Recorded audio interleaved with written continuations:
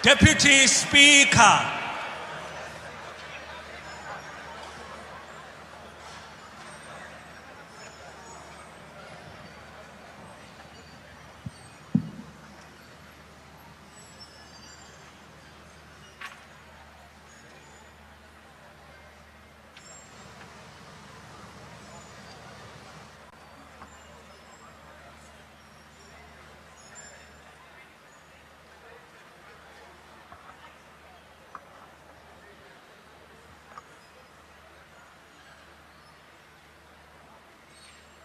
There will now be a moment for silent prayer or meditation.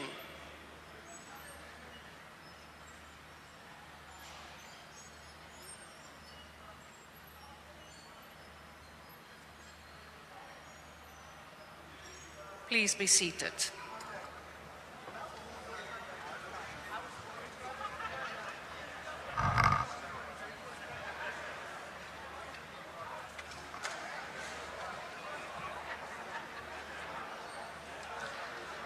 Honourable members, the first item on the order paper is a debate on an urgent matter of national public importance in terms of Rule 130 in the name of Mr. J.S. Malema on the decision by the United States government to halt aid to South Africa and the response thereto. I now recognise the Honourable Malema.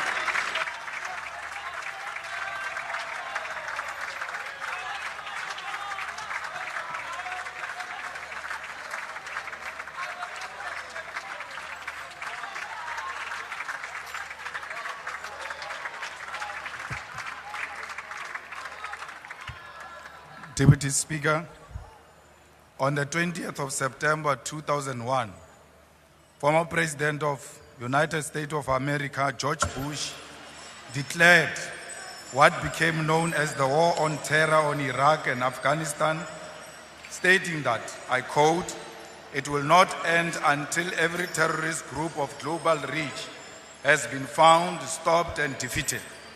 What followed was a massive disinformation campaign to justify the 2003 invasion of Iraq and Afghanistan under the pretext of locating and destroying weapons of mass destruction. Decades later, no such weapons were ever found. This invasion was about minerals and oil reserves, not weapons of mass destruction. Iraq and Afghanistan have never recovered. Cuba, Libya, Venezuela, and Chile are examples of nations that have suffered from US interventions because of their socialist policies, justified by false intelligence to advance imperialism. Cuba has endured decades of sanctions for nationalization of strategic sectors of the economy, supporting African liberation and socialism, while Libya was destroyed because Gaddafi rejected US dominance. We raise these historical facts because history must guide us in everything we do.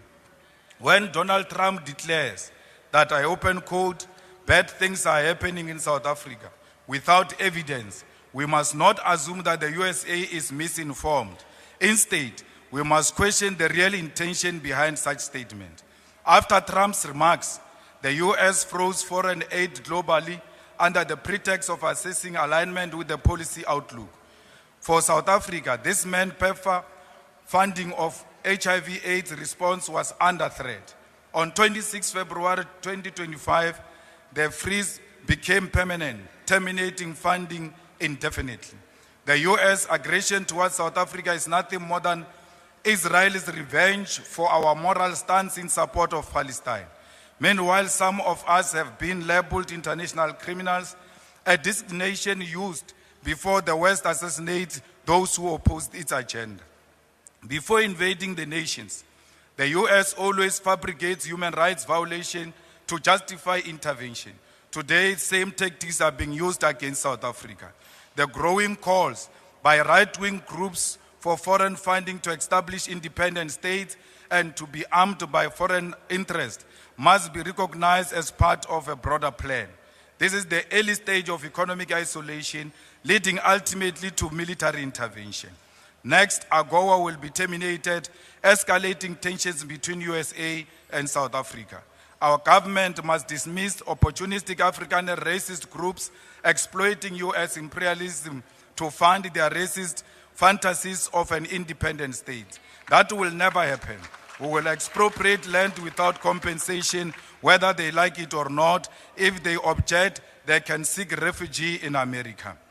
Deputy Speaker, Trump and the USA are not demonstrating strength. The USA is merely displaying an advanced stage of capitalism, which is imperialism. Trump engages in transactional and manipulative relationships with the world like it is his backyard. The hostility towards South Africa does not come from fraudulent boers spreading disinformation, but from America's imperialist agenda. The USA, home of the world's most sophisticated intelligence agencies, agencies that fabricate evidence to justify their invasion of Afghanistan and Iraq, and orchestrated the assassination of Muammar Gaddafi, Patrice Lumumba, Martin Luther King Jr., and Malcolm X, cannot now claim to be victims of disinformation from a minor racist group based in Orania. The USA has openly embraced the golden age of imperialism, extending its power through threats and the prevention and termination of foreign aid. In response, our government foolishly seeks to explain our policies to a maniacal president as if the USA were a victim of misinformation. The USA knows exactly what it's doing and why it is doing it. At a Golden Sachs event of the 27th of February 2025, South Africa President Mr. Cyril Ramaphosa stated, I quote, Trump got the wrong end of the stick of the country's land policies. I completely reject this notion. The USA, home of Elon Musk's platform, X platform, Jeff Bezos, Amazon, Facebook, Google, Tesla, Starlink, and Silicon Valley, the global hub of data collection, cannot claim to be misinformed. They are the greatest perpetrators of disinformation. The USA is the greatest perpetrator of disinformation. It is now using its own falsehood as justification to attack South Africa. This government refused to acknowledge the real issues. We are being punished for supporting Palestine against apartheid Israel, nothing else. The USA does not believe there is a white genocide or land grabs in South Africa. These lies are useful tools to justify economic aggression and seek to weaken our moral authority to condemn Israel's genocide. Foreign aid has always been a tool for Western imperialism and control. It must end with South Africa. We must expand our trade and strengthen relationship with China, India, Russia, Brazil, and Singapore, while emphasizing African unity. The USA is on a full mission to extort the world into submission, and as a result, will become increasingly isolated. Our sovereignty, security, and economic prosperity on rejecting the American Golden Age, a project of imperialism. The world must move forward without the USA if true progress is to be achieved. We are not the puppets of the USA. We will never be bullied by Donald Trump and his friends. South Africa remains an independent state, which is not handled by the USA. The majority of South Africans love their whites. They worship them everywhere they go. Why will they kill them? They always seek white validation and affirmation of whiteness. It is a black talent. It is a black talent. It is not a black talent until white people say so. If it is a black skill or innovation, it is not until white say so. If it is black quality product, it will have to pass many hands before they endorse this product. Any political party without white endorsement will never receive any electoral support and financial support until white establishment says so. Like the Cuban people will never give up on our freedom against American imperialism. We must unashamedly continue to stand with Palestine and Russia. We are product of international solidarity. We are Palestinians and they are Africans. We will die shoulder by shoulder with Palestinian people. We will be buried next to their graves because no amount of American bullying and financial dictatorship will separate us. Not even death will succeed. From the river to the sea, Palestine shall be free. We are not product of land theft or genocide. We are not grabbing any land, but claiming what rightfully belongs to us. We are not engaged in what genocide. Instead, we are coexisting with our white murderers. Whatever it takes, this land shall be expropriated and will be returned to its rightful owners. Victory is certain. Hasta la victoria siempre. I now invite the Honourable the Minister of Health.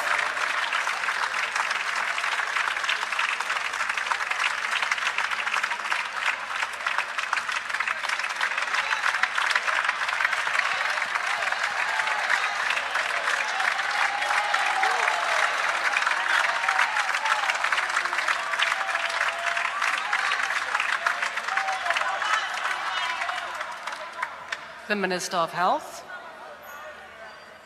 Minister of Health.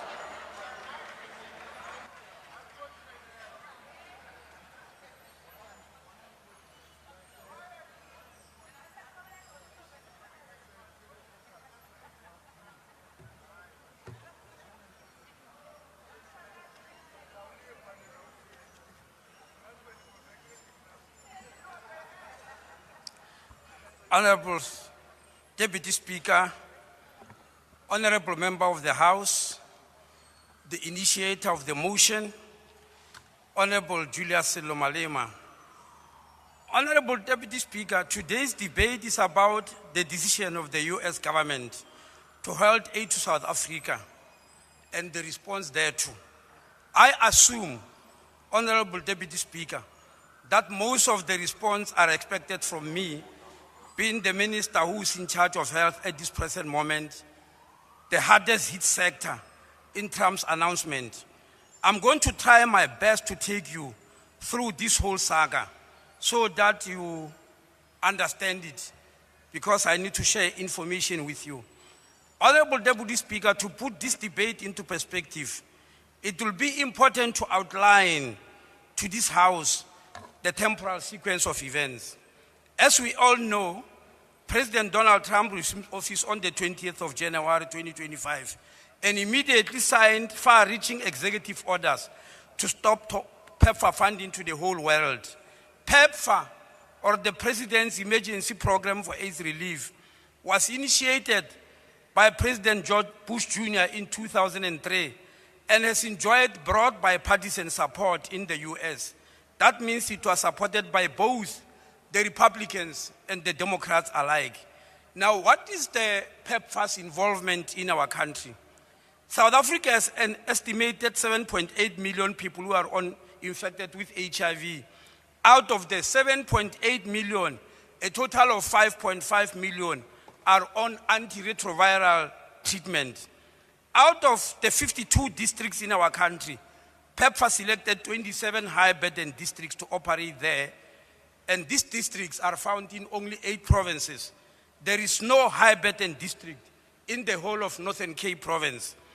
Of the 27 districts, 7 are in KZN, 5 in Eastern Cape, 4 in Gauteng, including all their 3 metros, 3 each in Northwest and Mpumalanga, 2 each in Limpopo and the Free State, and 1 in the Western Cape, which unfortunately is the metro itself that represents close to 60% of the population of Western Cape. These 27 districts have 271,606 staff working on HIV, AIDS, and TB and STIs. Please note that these diseases are still happening in all the 52 districts. Only that PEPFAR is not involved in 25 of our districts. Of the 271,606 staff members, 256,452 are paid for from our own fiscals.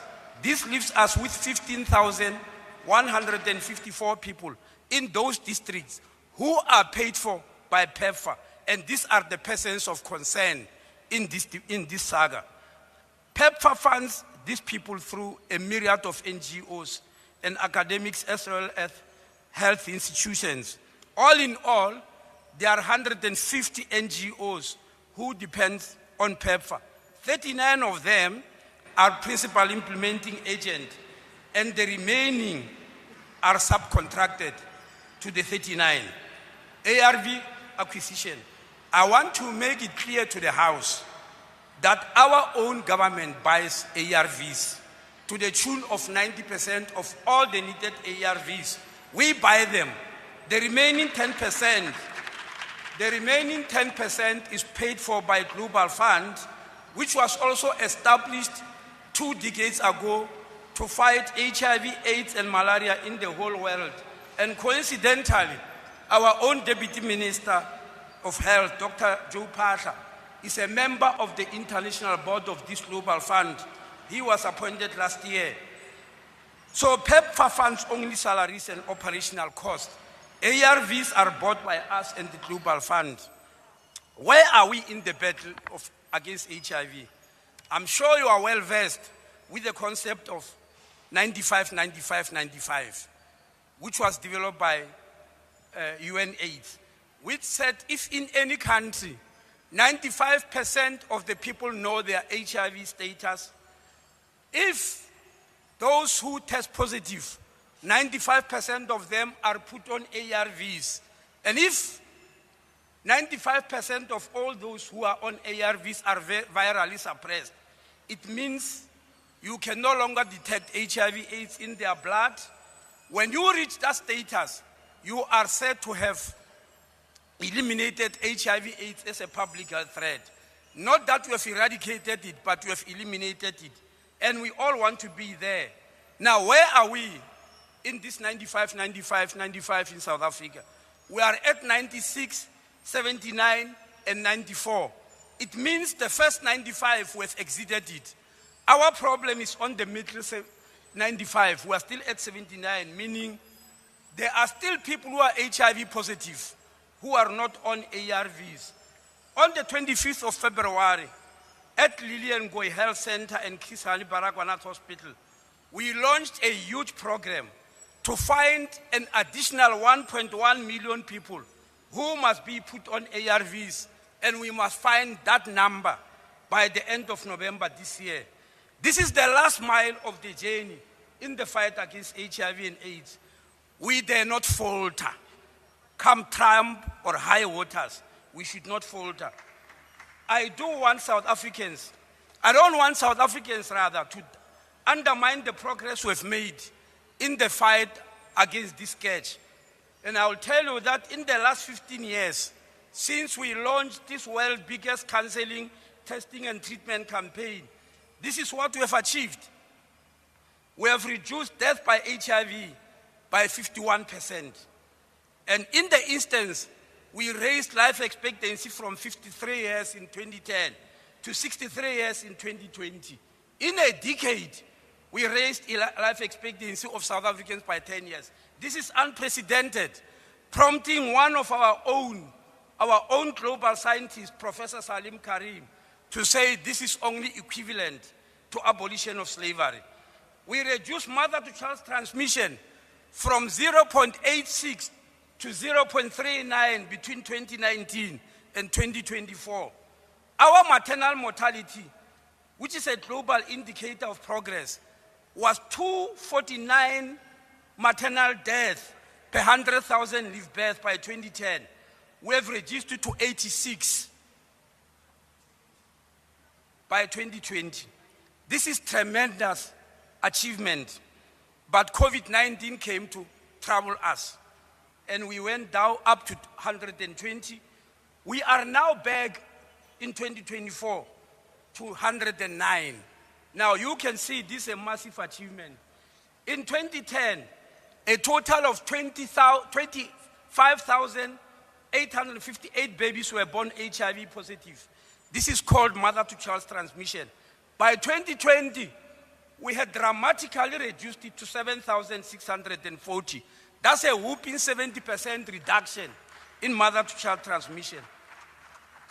In 2015, we reduced TB by 56%, the instance of TB. Now, this achievement, honorable members, did not roll in on wheels of inevitability. We had to work hard on them. And I want to beg you that don't let it slip back. Don't allow South Africa to go back where it was. And I believe this debate, Honorable Malema, is to try and find a way to achieve that. We have redeployed staff in our provinces to areas of high burden. We have initiated task shifting. We encourage as many patients as possible to take their drugs for 3 months rather than 1 month. We even want to increase it to 6 months. In the meantime, we've met many funders: the Child Clinton Health Access Initiative, Elmer Foundation, Gates Foundation, Foreign and Commonwealth Development Office of the UK, our own First Rand, the trustees of Solidarity Fund, not the solidarity that ran to Trump, but the Solidarity Fund established during COVID. I want to emphasize to you that there is no government or funder in the world that has put money aside waiting for Trump to explode. That's why we meet them, but none of them will say, I give you this much. Now, I believe then Trump doesn't owe us any cent. Trump doesn't owe South Africa any cent whatsoever. And for that reason, we need to stand on our own. We must not waste this crisis. For that reason, Honorable Malema, I am challenging this House. Can we call a debate, to come and debate in this House why all of us here, including all well-to-do South Africans who are on medical aid, why are we still getting heavy subsidies to stay on private medical aid? Is it fair? Should we be doing that during this difficult moment? In my language, the literal translation means during tough times, children of the same mother can survive by sharing a head of a locust. So, Akpare Malema, allow me to put it in Afrikaans to you. I know you and me don't know anything about Afrikaans, but I learned a little bit of it in Stutulwane. Mag ons voortgaan. Honorable Mag Minister. ons voortgaan. En hierdie self al dinge so sleg is. Dit moet nie 'n kwessie van wie die kragtig is nie. Dit moet 'n kwessie van as ons saam met die armes or praat ons net. Honorable Speaker, I hope that we did not call this session just to bash Trump. It won't help, believe you me. We are on our own, and for that reason, I am concluding by saying, please, let's call a session. Should me and you and all the well-to-do South Africans paid for by the state, should we keep on dragging heavy subsidies to stay on private medical aid? Or should we do something about it? This calls for a debate. I hope Action South Africa among the parties will support this call. Minister, your time has because expired. one of their members, Dr. Letlape, as the President of Honorable Health Professions Minister, Council, your time has used expired. to support this call. Thank you very much. Thank you, Minister. The next speaker is the Honorable Douglas.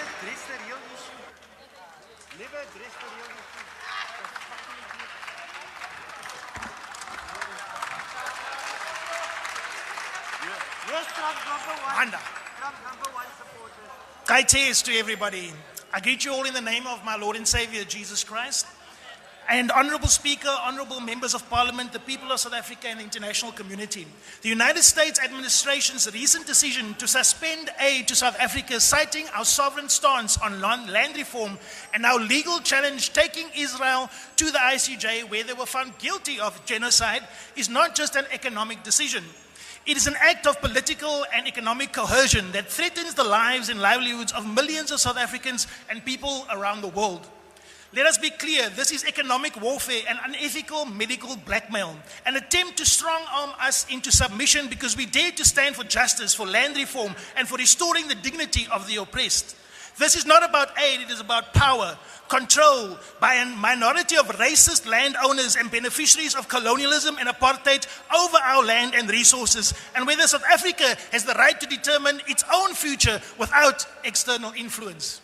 Yet, despite this provocation, let me make one thing abundantly clear. South Africa and the Umkhonto we Sizwe party and our party president Jacob Zuma are not America's enemy. Under President Zuma's presidency, America and South Africa enjoyed good, stable trade and diplomatic relations. We seek trade, partnership and mutual prosperity. We are not anti-West, we are not anti-white, nor do we have hostility towards Europe, China, Russia, the Middle East or Latin America, because this country and MK is non-aligned. And we will stay non-aligned, and we will put the interests of South Africans first. We are a nation of Ubuntu, a people who believe in peace, in unity and justice. But our respect must be reciprocated. True partnership is built on equality, not threats. The US has historically been one of South Africa's key partners in health and development, sure, particularly through the President's Emergency Plan for AIDS Relief and USAID programs. But now, with the stroke of a pen, millions of lives have been put at risk. Consider the consequences of this decision. Over 7 million South Africans live with HIV/AIDS, and PEPFAR has provided life-saving treatment to over 5.5 million, many of whom now face an uncertain future. Rural hospitals, clinics, and community healthcare programs rely on American assistance for vital resources like antiretroviral drugs and maternal healthcare services. Thousands of healthcare jobs, nurses, social workers, and outreach teams face immediate termination, collapsing entire health infrastructures. But this cannot be blamed on America. This must be blamed completely on the shoulders of South Africa. South Africa should not have to hire people and use American funding to pay our healthcare workers. We must take the land back and must take the resources back and utilize it to free our people and get more people to help our people. Who will suffer the most? Not politicians, not corporations, but the poorest of the poor, the sick, the landless, the voiceless, the very people South Africa is trying to uplift through its land reform agenda. Let us speak truth to power. This crisis is not happening in isolation. It is the direct result of treasonous elements within our borders, like AfriForum and Solidarity, and people like Rob Hersov, who are all spoiled, rich Nepo babies and beneficiaries of apartheid and colonialism, who have actively lobbied successfully to harm their own country, leading to the loss of life of South African citizens. This will not be tolerated, and it cannot go unpunished. These organizations and individuals lie to the West, portraying land reform as white genocide to the US Congress, pushing a false narrative to justify America's economic aggression. This is an act of treason. But let's deal in facts, not propaganda. White South Africans own 72% of all private farmland, despite only being 7% of the population. 87% of the Johannesburg Stock Exchange is still controlled by the same corporate elites who thrived under apartheid and benefited from colonialism and land grabs without compensation to the indigenous people. More than 60% of South Africa's natural resources, mines, and industries remain under the control of the same colonial beneficiaries who now claim to be victims, and the rest are shared with political connected Nepo beneficiaries, not the average South African everyday people. And now these very racist Afrikaner and British descendants living amongst us as South Africans who have stolen our land, stolen our future, stolen our wealth, and put us in labor camps called townships and kept us there while they go around the world bad-mouthing us. They must be called to book. This is not just hypocrisy, it's a betrayal of the lived reality of all South Africans regardless of race. AfriForum and Solidarity represent a small, privileged, racist elite who are willing to see South Africans suffer and the country economy run into the ground just to maintain their grip on stolen land and economic power, and have maintained racial privileges by refusing to return land and under apartheid and under colonialism. Despite a peaceful transition from apartheid to democracy in 1994, which was meant to be the start of the land reform process, it was never ever done. Here in South Africa, we have yet to do land reform. These white racist apartheid people, beneficiaries, need to understand where we come from as South Africans. The irony is the vast majority who are hurt by President Trump's actions are the British and the Dutch who have come and settled here amongst us. They are the ones who own the businesses. They are the ones who do most of the trading and the exporting. They are the ones that take the raw minerals and send it out overseas. We are going to put a stop to that, and we're going to make sure our resources are used for our people.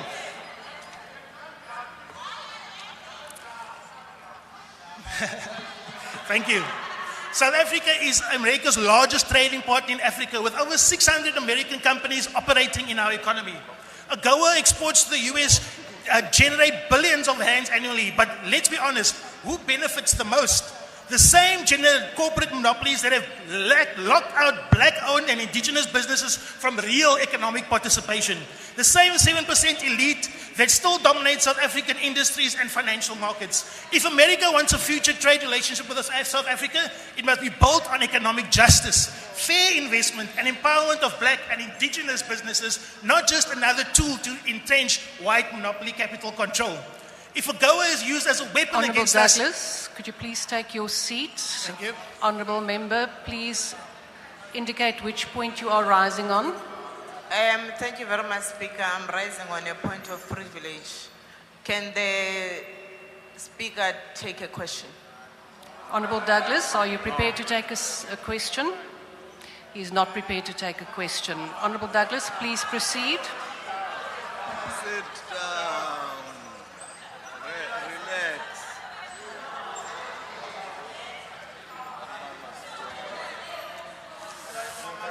Let me continue. If AGOA is used as a weapon against us, then South Africa has other options. We have BRICS, a growing economic powers that does not operate through threats and intimidation. We have trade partners in China, Russia, India, the Middle East, and Africa, and the broader global South who understand what true economic partnership means. But we want to partner with America. There are many American brands in South Africa that we love. And we want you to be partnering with us, but not on your terms, on our terms as Africans, as our terms as Africans and as South Africans. We have our own resources, our own industries, and our own future to build without dependence on any single foreign power. South Africa is the first African nation to assume the G20 presidency 2024 to 25, a critical moment in history. And next year, we will hand the presidency over to the United States. Yet, instead of engaging with us in good faith, the US has chosen economic coercion over cooperation. US Secretary of State Marco Rubio has snubbed the G20 foreign ministers meeting in Johannesburg, opposing South Africa's focus on diversity, equity, and land reform. The US continues to undermine multilateral cooperation, creating a vacuum that other countries will inevitably fill. Let us be clear, if America isolates itself from us as South Africa and from the broader global South, it will lose its strategic foothold in Africa. As Umkhonto we sees, we stand with the global South. We demand fair trade agreements that uplift all people, not just the privileged elite. We demand climate reparations from the biggest polluters like the USA and China and others who have caused the most environmental destruction, but now put that on us as South Africans. We demand debt relief for developing nations, many of whom suffer under the weight of economic policies crafted by Western financial institutions. Despite this crisis, MK stands committed to diplomatic engagement with America. We call on the United States to immediately restore PEPFAR or to work on a phase-out process. We call for urgent negotiations on AGOA that will serve all South Africans, not just corporate elites here. We call on all America to respect South Africa's sovereignty on land reform, foreign policy, and economic self-determination. If the United States wants a strong economic and diplomatic relationship with South Africa, it must be built on respect, fairness, and genuine partnership, not threats, blackmail, or economic warfare. Mr. Chair, I think we're in that stage where people don't Honourable understand. Douglas, just a minute. My apologies for interrupting you, but honourable members, please keep the volume down and also do not, I'm talking to all sides, but I am reacting to the fact that a member, honourable member, please switch off your microphone. I am busy with the member at the back. Please do not go to the point where you shout shut up to people. It is not parliamentary, so please proceed, Honourable Douglas. Point of order, Chair. Point of order, Chair. Yes, Honourable Member. What point are you rising on? On rule number 91, you cannot allow the other side to be shouting at our speaker and you are not controlling them. Please, call them to order. Honourable Member. Which other side? Honourable Minister, I have not recognised you. Honourable Members, please keep the volume down so that we can listen to the speaker. And Honourable Douglas, could you please proceed with your speech? Thank you, Honourable Chair. The first thing that I want to say is that this is about the land. And the people that have run there and pretending to be victims are actually the perpetrators. They're the ones that killed our people. They're the ones that killed the Khoi and the San people and African indigenous people. They're the ones that are guilty of ethnic cleansing here in South Africa. And they're running away claiming to be the victims. They have the land, they have the power, they have the money, they have the security, but they're claiming to be the victims. No, that is nonsense. You guys are the perpetrators. You are the oppressors here. And you are going to give us justice, and you're going to give us our land back. And you're going to make sure that we see what you do with that land. That land is going to come back to us whether you like it or not, because it's Khoisan land, it's African indigenous land. The land must come back under the United Nations Declaration of the Rights of Indigenous People, Mr. Chair. And I think that we are in the situation now that we are because people are not speaking the truth. We see you South Africans. We hear you South Africans. We hear the poor. We hear the people that have lost their land. It's time for justice in South Africa. It's time for righteousness in South Africa. Hulle maak hulle laat. Hulle gaan nooit ons land weer kry nie. Die land gaan terugkom na die Khoi en die San mense. Every African person is entitled to share the land and to share the resources of this land. Honourable Douglas, your time has expired.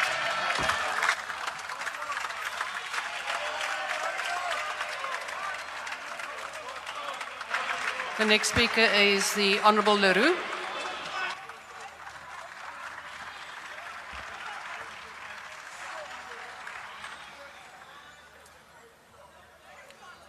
Honourable Deputy Speaker and honourable members. Honourable Leroux, there is a point of order. Please take your seat. Honourable member, please indicate which rule you are rising on. I'm rising in terms of Rule 65, which says members should not converse aloud.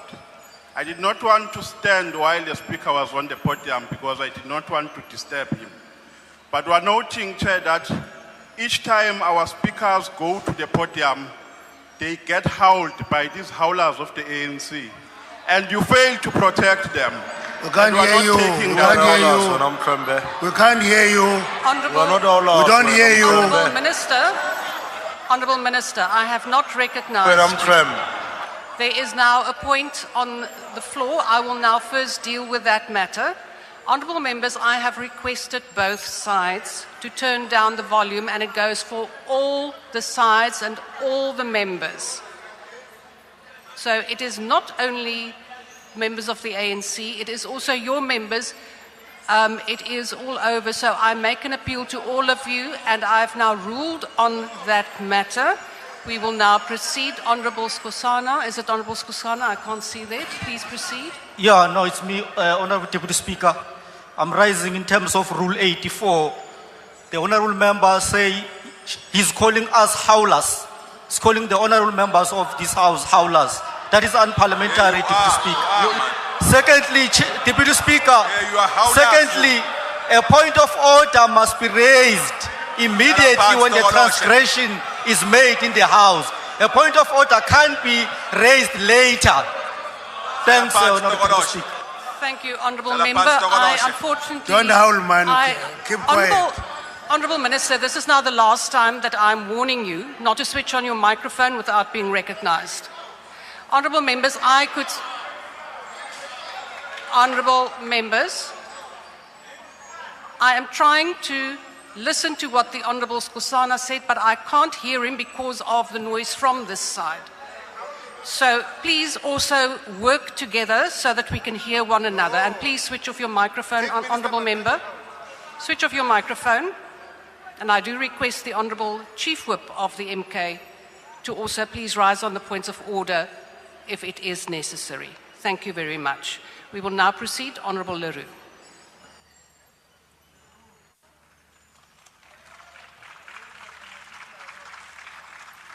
Honourable Deputy Speaker and honourable members, let me paint you a picture. It is the year 2000 and I am a newly minted intern working at Victoria Hospital here in Cape Town. I am on call and I admit a young 20-year-old woman who is extremely short of breath with an unusual x-ray that shows the ground glass appearance of pneumocystis pneumonia, and my heart sinks. I draw blood for HIV, but I already know what the result is going to be. Sure enough, at the end of my 30-hour shift, when I check the result, it is positive. And with a heavy heart and bleary eyes, I walk up to the ward to inform her of the diagnosis. And as I tell her that she is HIV positive, I see the fear in her eyes and the hope drain out of her body. I know that there's nothing I can do for her. But I still am shocked the next morning when I arrive in the ward and find that she has passed during the night. Experiences like these became commonplace for doctors and nurses in the late 1990s and the early 2000s. In South Africa, as the HIV epidemic broke on our shores and filled hospital wards with thousands of desperately ill children, men and women in the prime of their lives. The stigma and fear was palpable in communities, misinformation was rife, and healthcare workers desperate and burnt out. As we were trying to cope with the tsunami... Honourable Leroux, please take your seat. Honourable Manyi, what point are you rising on? Just to check if the speaker will take a question on who brought AIDS here. Honourable Leroux, would you take a question? No, he will not take a question. Thank you very much. Could I also ask the members to my right, please to converse. Honourable Deputy Minister of Basic Education, I really request you not to disrupt the speaker. Thank you very much. Honourable Leroux, please proceed. As we were trying to cope with tsunami, we were hearing about breakthroughs in HIV treatment with a very expensive regimen combining 3 drugs called HART, or highly active antiretroviral therapy, showing remarkable results in America and Europe. But the idea that we might have HART available for patients in the government in South Africa seemed but a distant dream. Then, in 2003, President George Bush signed the US President's Emergency Plan for Aid Relief, known as PEPFAR, and everything started changing for the better. South Africa launched its ARV program with PEPFAR support in 2004, and although the program was significantly constrained until the interventions of Ministers Hogan and Motsoaledi from 2008 onwards, the psychological impact for people living with HIV and for healthcare workers was dramatic, with hope replacing the despair that we all felt. In the past 21 years, nearly $110 billion has been spent through PEPFAR in more than 60 countries, with $8 billion or 145 billion rands being spent in South Africa alone. Worldwide, an estimated 25 million lives were saved, and mother-to-child transmission of HIV was nearly completely wiped out, preventing 7.8 million infections in small babies. In South Africa, we need to recognize and acknowledge, as South Africans, we need to recognize and acknowledge the extraordinary generosity of the American people to us and to the rest of Africa through PEPFAR. The aid delivered has been extremely well spent through government programs and efficient NGOs. PEPFAR is arguably the most effective foreign aid program ever, perhaps only matched by the Marshall Plan that helped rebuild Europe after the Second World War. As is summarized on the Desmond Tutu Health Foundation website, PEPFAR, implemented in 2003, was a brilliant, generous and greatly valued intervention that changed the potential course of history forever. Under PEPFAR, we have seen a miraculous change to the narrative surrounding the AIDS response in Africa.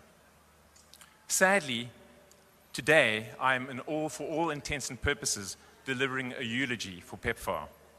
The dismantling of USAID and sudden cessation of PEPFAR funding by the current US administration has been a huge shock and extremely damaging to our healthcare system. The DA would like to express its deep sympathy with patients who have lost access to PEPFAR-funded care, and also with the nearly 15,000 healthcare workers who have lost their jobs. We are also extremely concerned about the impact on other countries in Africa, many who rely on PEPFAR for nearly 90% of their HIV budgets, and for whom the recent decisions by the United States administration will cause even more severe consequences, causing increased mortality, morbidity, and instability.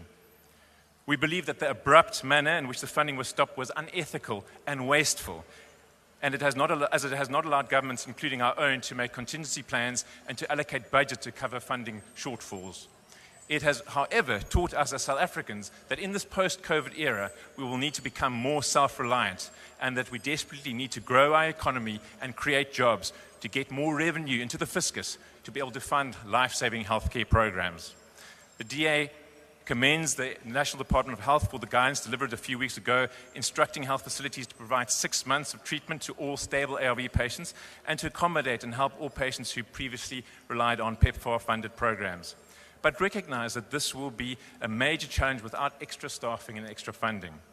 We would therefore like to urge the Department of Health to perform an immediate and careful spending review so that wasteful and unnecessary expenditure in the department is identified and it can be shifted towards programs which have previously been funded by PEPFAR.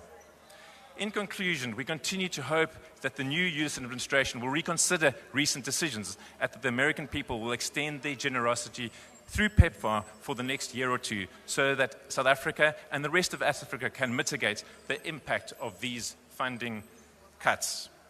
Otherwise, medical interns will once again be faced with heartbreaking moments like the one I experienced 25 years ago. I thank you. The Honourable the Deputy Minister of Transport.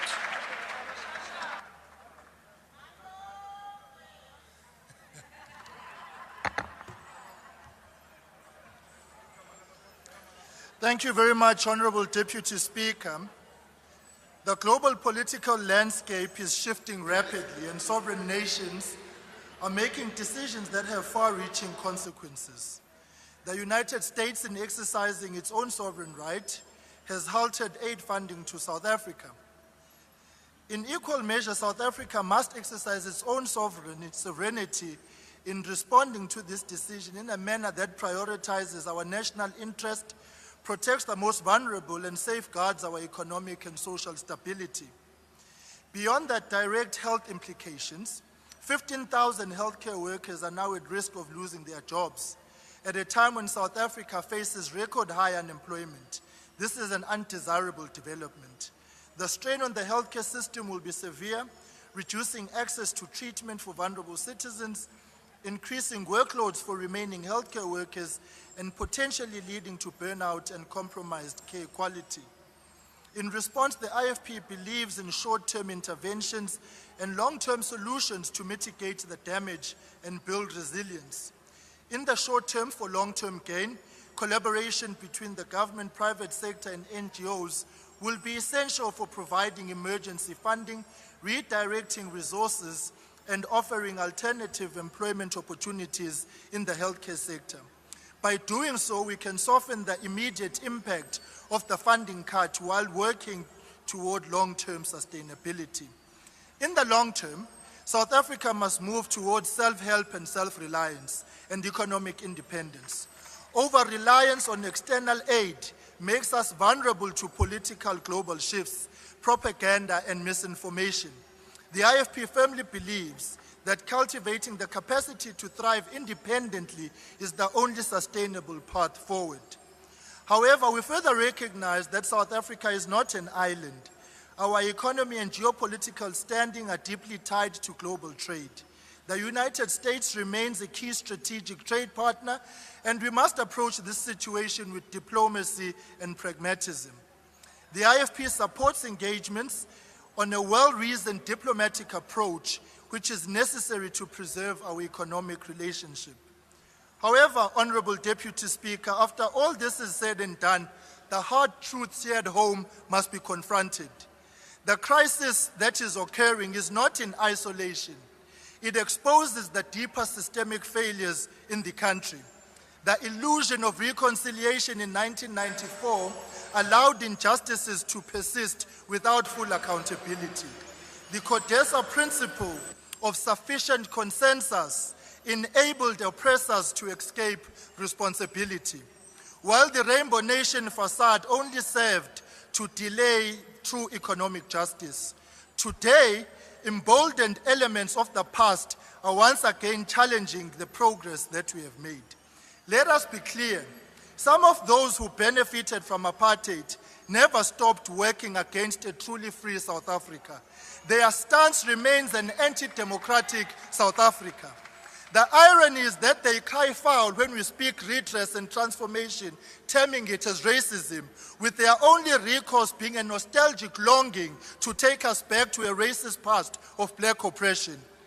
The return of the Trump administration has emboldened these forces, allowing them to undermine our democracy and economic stability under the guise of foreign policy decisions. AfriForum and Solidarity have erred in their modus operandi. Their recourse cannot be railing one government over another. Their pursuit for recourse could have found expression in other legitimate international fora. One area where sovereignty and national interest must be exercised is land reform. However, this must be done responsibly. The IFP opposes the Expropriation Act, but not because we reject land reform, but because we reject reckless policy making. Section 25 of the Constitution already allows for land expropriation when necessary, but it must be done with compensation to ensure economic stability. The current Expropriation Act is flawed and risks driving South Africa into further economic hardship. We support transformation, but not destruction. The US decision to halt aid is both currently now for South Africa a challenge and an opportunity. It forces us to rethink our economic policies and stand our own feet. We must at this moment put South Africa first. In conclusion, Honorable Deputy Speaker, it is only the MK party that congratulated Mr. Trump on his re-election. The chickens have come home to roost. The next speaker is the Minister of Sport, Arts and Culture.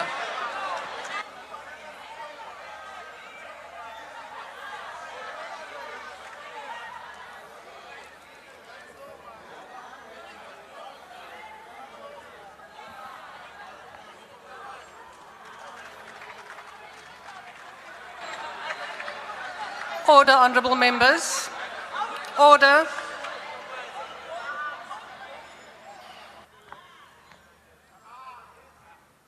Honorable Deputy Speaker, you know, I teach my kids, I said to my kids always, most people don't live with reality. I said, if you want to be successful, look at your reality, not perception. America needs South Africa. South Africa needs America. If we don't work together, both of us shall lose, but South Africa shall lose more. America does not have doctors currently that's out of a job. We have medical students that don't have a job. Worse PEPFAR, worse out PEPFAR, it shall be worse. People are going to die. HIV/AIDS is going to kill our people. I am coming here today. If you hate America, that's fine. If you think this is about Donald Trump, that's even fine. But this is not about Donald Trump. This is about the 230,000 people that will be out of a job. This is about the people that will be dying. I'm not here. I don't care what you feel. So to South Africans, come here with a plan. Don't hi me here. You have medical aid. You have free medical aid. You have free state medical aid. You come here, hi. I'm talking for the people with no medical aid. All the people in this tent have medical aid. And the ones that run to America, I want to warn you, we have a Minister of International Affairs. We have a President. The reason why you're not posting the pictures of your American stay, because you met the janitors, you met the people there at this gate. Show us who you met. So I want to say to South Africa, let's be calm, let's fix our relationship. You talk about BRICS. Russia, rightly so, Russia jumped to the opportunity to restore the relationship with America. India was the first visit that happened, was India. Don't come here. The world is going right. You want to go this way. We need each other. So I want to say to South Africans, you can howl as much as you like. At the moment, we can't even give our doctors a job. In conclusion, because PEPFAR has been removed, there's now 17% of the money is gone. I want to ask the president of this country, can we immediately stop to give illegal foreigners any medical help? They should be banned from all our hospitals. They must go to their countries who has a good relationship with America. And I want to say to the Americans, they can say what? In 2000, when people were dying, George Bush gave money and he assisted. Some of us, we don't forget the persons. We have gratitude. I want to say, not everybody hates America. We don't hate America. And not everybody here is saying America should go to hell. Some of us are saying, stop listening to racists giving you wrong information, but let's get together, let us talk, let President Ramaphosa sit with President Trump in a room, and they worked out the deal. Illegal foreigners must be banned from all our hospitals, starting from today. Salute.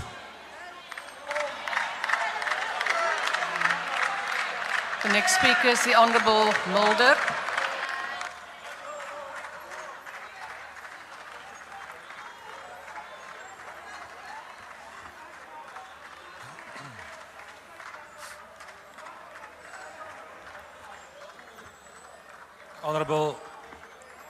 Honourable Deputy Speaker,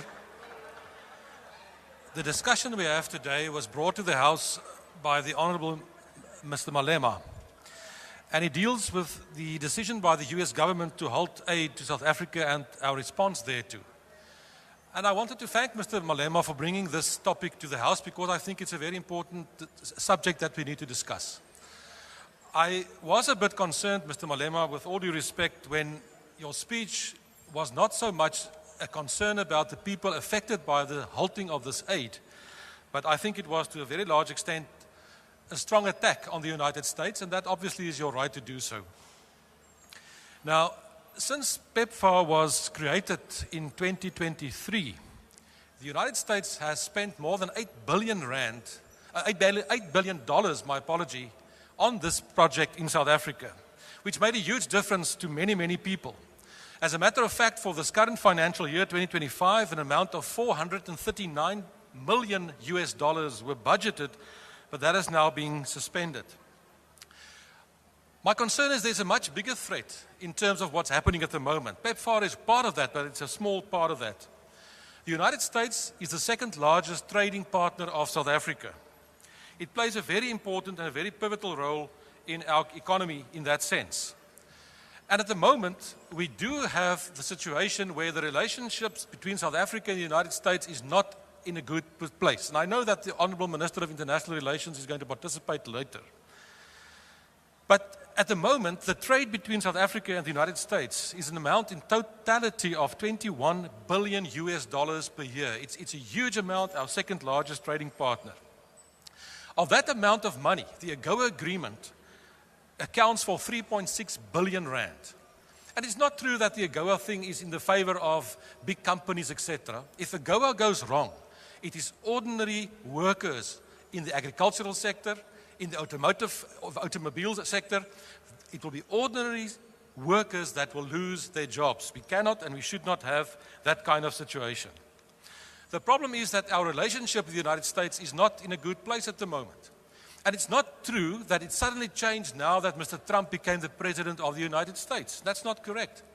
Under the Biden administration already, there was an agreement, a bipartisan agreement, to have the total relationship between South Africa and the United States revalued. A bill was passed in the Congress in July of last year to do exactly that and to look at our relationship with the United States. And it was passed a bipartisan bill with both Democrats and Republicans. The problem is this. The United States identified from their perspective that Russia, China, Iran, and North Korea are their biggest threat to the United States' national security. And we must take note of that. When we continue to be a problem in that regard and try to create an impression that we want to be friends with all the people that the United States believe to be not on their side in terms of policy, in terms of national interest, we are creating our own problems. Maybe we should learn and take a lesson from Mr. Modi from India.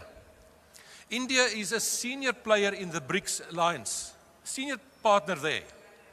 But Mr. Modi visited the United States recently after Mr. Trump's election, He signed a very important trade agreement with the United States that also includes the delivery of weapons, etc., for the economy of India.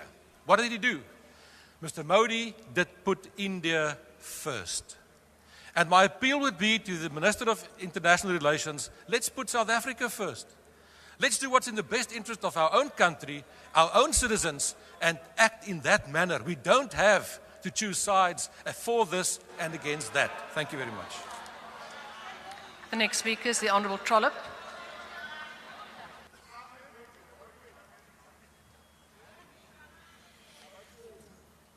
That we are having this debate today is a tragic legacy of 30 years of ill-considered and ill-fated choices made by this government. Churchill said about Britain's decision to sign the Munich Agreement in 1938, and I quote, "You've been given the choice between war and dishonor. You have chosen dishonor, now you will have war," close quote. The ANC have systematically chosen dishonor in their one-eyed international relations, and now we are going to suffer the consequences of these choices.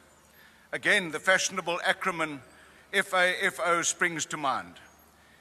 You've told Trump to leave us alone. One of your GNU ministers stood here and gave him the finger. Now we are alone.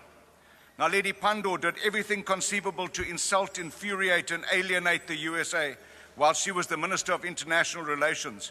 Yet she was the first to encourage the government to send envoys as quickly as possible to try and salvage our relationship with the USA. Amazing. Nomvula Mokanyana infamously said, "When the rand falls, we'll pick it up." When are you going to pick up the rand? The president said, "I'd rather be seen as a weak president than split the ANC." Well done, you've achieved both. But look what your philosophy of putting the party first and the country second has bequeathed us. You will blame AfriForum and Solidarité for Trump's punitive executive orders and possible repeal of AGOA. This scapegoating, though convenient, doesn't hold any water. Incidentally, who the hell do AfriForum, Solidarité and the DA think they are anyway? Who granted them SA envoy status to go cap in hand to canvass for the protection of minority rights in the USA? Something that never existed for majorities before 1996. These protections in our Constitution and Bill of Rights far exceed the protections of minorities in the USA. A former leader of the opposition wrote this weekend that AfriForum has been peddling years-long racially divisive disinformation campaigns. Where are the real SA envoys? Javier Milei recently said at Davos, and I quote, "Argentina faced 100 years of systematic economic failure as a result of taking weak stances on major global conflicts and as a result of having closed ourselves off to trade. We lost practically all international significance. Argentina has been infected by socialism for too long, and that it would once again embrace the ideals of freedom, defense of life, liberty, and private property," close quote. The world has embraced Argentina's commitment to these ideals and as an example of fiscal responsibility to their collective advantage. Yet, you have chosen the exact opposite and wonder why we are facing global isolation, distrust, and unprecedented poverty. Milei also said, and I quote, "The only thing that socialism produces is poverty," close quote. Yet we steadfastly adhere to this failed philosophy. We have become so dependent on foreign aid from wherever we can get it that the termination of USAID and PEPFAR will have deadly consequences. You couldn't balance your budget 2 weeks ago, and now you've got an additional 8.7 billion rand for HIV/AIDS program shortfall. Have your newfound international friends and the US enemies Iran that you were posing with this week and our BRICS partners offered any assistance? No, I thought not. Because they've been beating a path to the Oval Office to ingratiate themselves with the New World Order Tsar. And they aren't interested in our self-inflicted wounds. They will only compound our economic travails and poverty. It's time to reevaluate our so-called non-alliance stance, pick a side in the New Honourable World Member, Order, your time or face is now further expired. calamity. Thank you. The next speaker is the Honourable Meshu.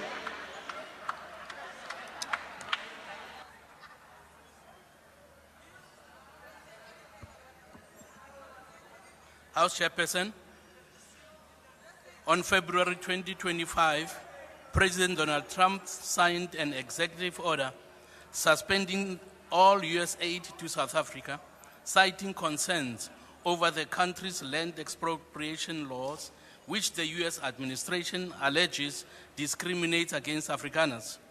The ACDP believes this decision was based on misinformation and misunderstanding, as the Expropriation Act 13 of 2024 does not explicitly single out anybody, particularly Afrikaners.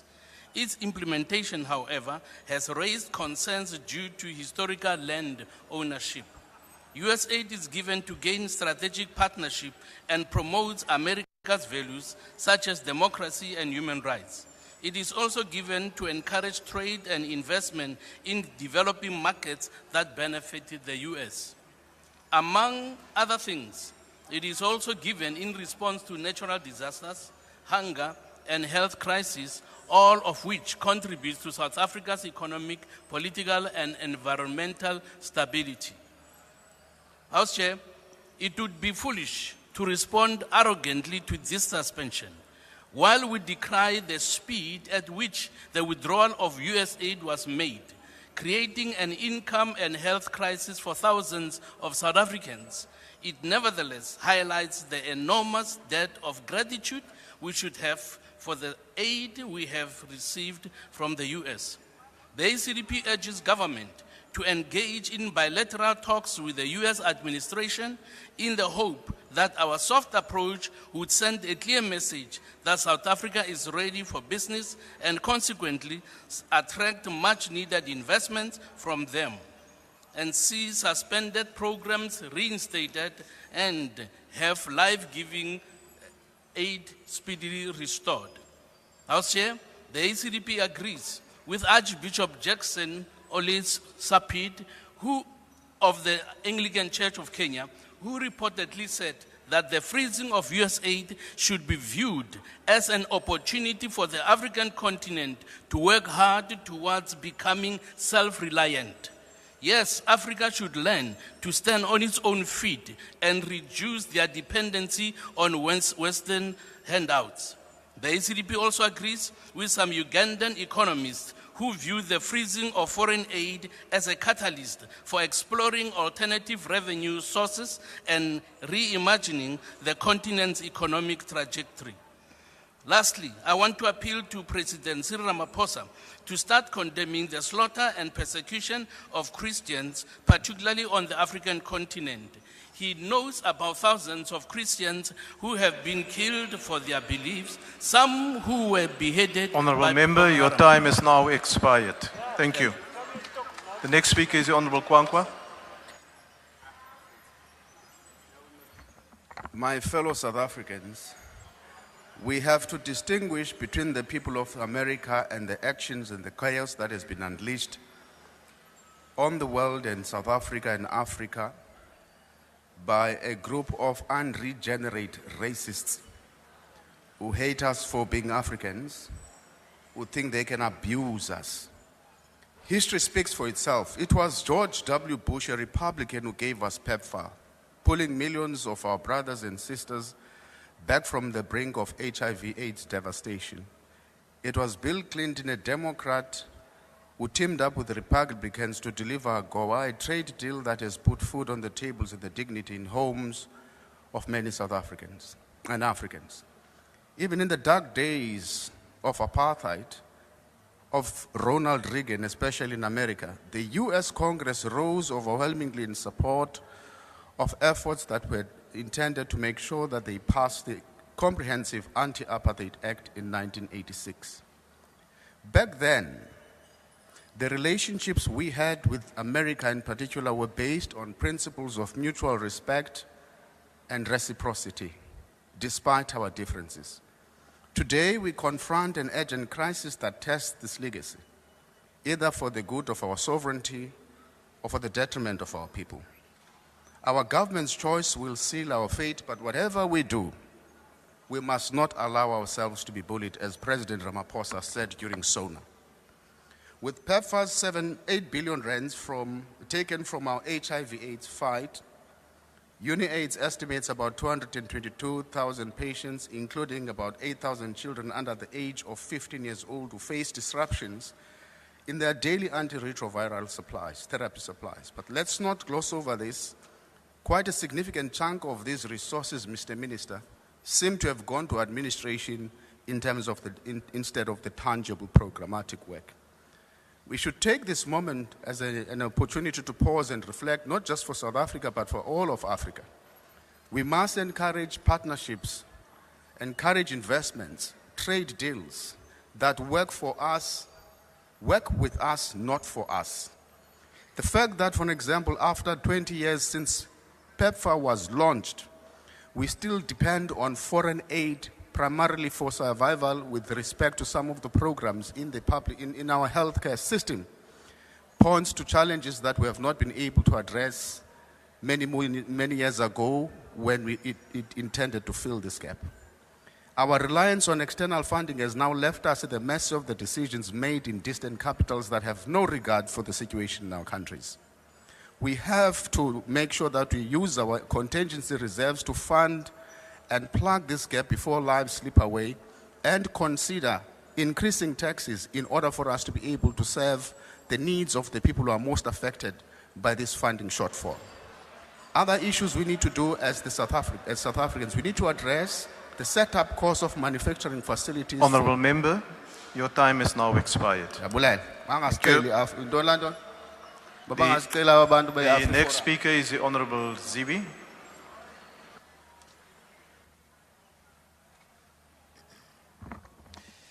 Thank you, House Chair. We are witnessing the development of a powerful, cruel, fascist dictatorship in the largest economy in the world.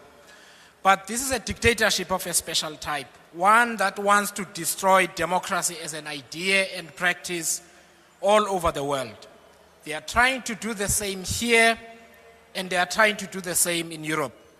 If Canada and Mexico can be treated in the way that we are saying, then who are we? If they can meddle in German and British politics, then why would they leave us alone? As the President said in his State of the Nation address, we must never allow ourselves to be bullied. But we must also recognize the global moment we are part of. The second coming of Trump will reshape the geopolitical map and bring into existence conflicts and alliances we have never thought possible. This is why we must not allow ourselves to be distracted from making pragmatic decisions in South Africa's interest. The West, as we have known it until now, is over. The US is isolating itself from its traditional friends, so we must look at alliances of mutual interest a little differently than we have before. Together with many of our trading partners, we face the same threat. A group of fascists who run the US, for whom cruelty and domination is the point, not just a method. The actions announced by President Trump some weeks ago have been in the works for nearly 10 years. They were just waiting for the right government to come into office. They are driven by a sophisticated disinformation ecosystem. Digital analysis of the social media accounts that have sown this disinformation shows that over 70% of the discussion on so-called white genocide and land grabs has been by accounts in the US and Eastern Europe rather than in South Africa. It is not just AfriForum who are part of this network. There are paid political influencers here in South Africa who work with that network. Many are unknowingly followed on Twitter by members of this House. South Africa is light years behind what countries like Finland are doing to prevent the destruction of their national consensus by this kind of disinformation. It is a national security threat that I do not believe our security services are even remotely equipped to deal with. Otherwise, we would have legislation before this House to deal with it. When the budget is tabled in just over a week, the Finance Minister must show us what Cabinet has decided to do to build strategic options for our nation. That is a matter of necessity and national security. And Honorable Lamula, President Magangai White House is our please. Thank you, Honourable Member. The next speaker is the Honourable Webster.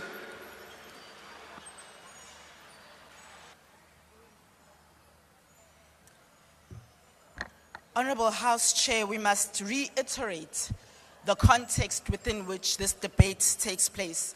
This debate takes place at a time where there's a shift in the global order in the world as multipolarity gains steam and there's new centers of power that are emerging.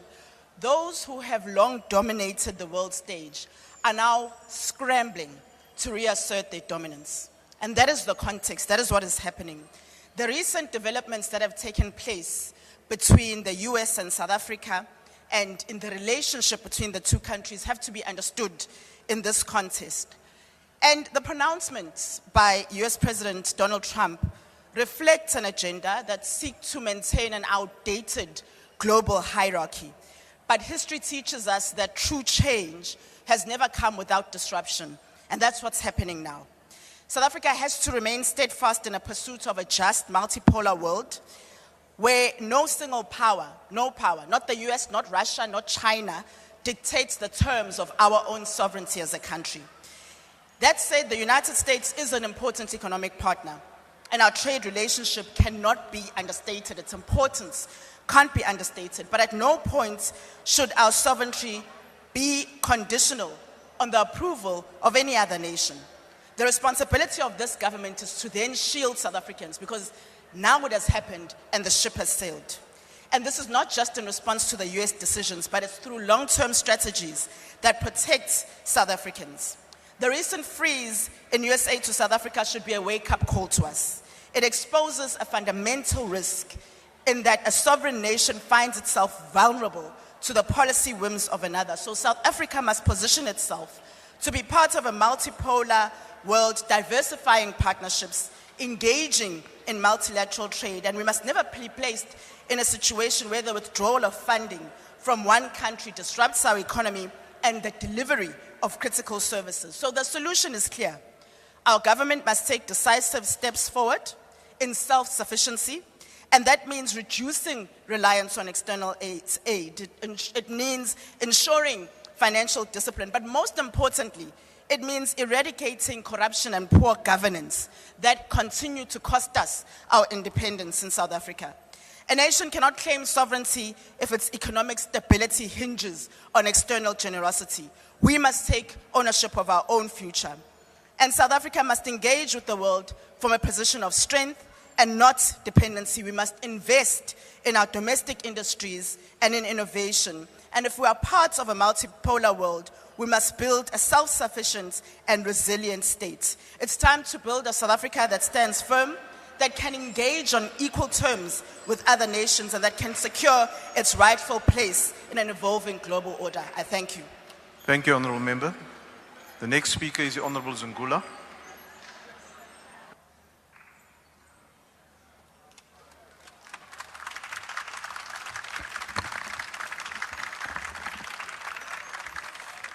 Thank you, Chair.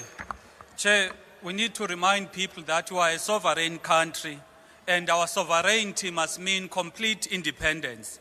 Any country that gives us aid must supplement our own initiatives as a country. We must never allow aid to be used to undermine our national interest. The halting of aid by the US is in response to us addressing historical injustices of land dispossession, which is widely recognized. Therefore, it is clear aid is not really about genuinely helping a country. It is about managing a country to govern itself in a manner that serves the imperialists. We should never allow our sovereignty and national interest to be undermined by those who give us aid. Those who give us aid want the status quo of inequality, poverty, landlessness, unemployment, and all the evils of apartheid to remain unchanged. We need to close ranks and unite and pursue total transformation of our country. We can't be dictated by other countries on how we must correct our domestic problems that emanate from the over 400 years of colonization and apartheid. We are in this position of aid being used to manage us because we don't own the land, the natural resources, and the economy of our country. We are still conquered even though we got democracy in 1994. What we must do now is to leverage our mineral resources instead of begging for validation and money from the US? Why are we even needing aid, yet we are rich in mineral resources? Why is the mineral wealth of our country not owned by the state on behalf of the people? Why is the wealth of our country owned by the Americans, the British, and the Europeans? Yet in the communities, when the minerals are mined, there is poverty and disease. We must be a generation that corrects this. The mineral wealth of the country must be owned by South Africans so that we never need aid from anyone. But make no mistake, this is just the beginning. Today it is aid. Tomorrow Trump will move against trade. We must be prepared because the US wants to keep South Africa and Africa in a position of economic submission where our prosperity is always tied to their approval. We cannot allow this. We must aggressively expand our trade relationships beyond the US market. The African continent presents immense opportunities. The BRICS alliance is open for business. Why should we continue to rely on those who see us as nothing than a pawn in their global chess games? Lastly, Chair, if the country was serious, AfriForum and Solidarity would have been long charged with treason. GNU, niwasaba ni Honourable amabhulu. Member, your time has now expired. Thank you. The next speaker is the Honourable Abrams.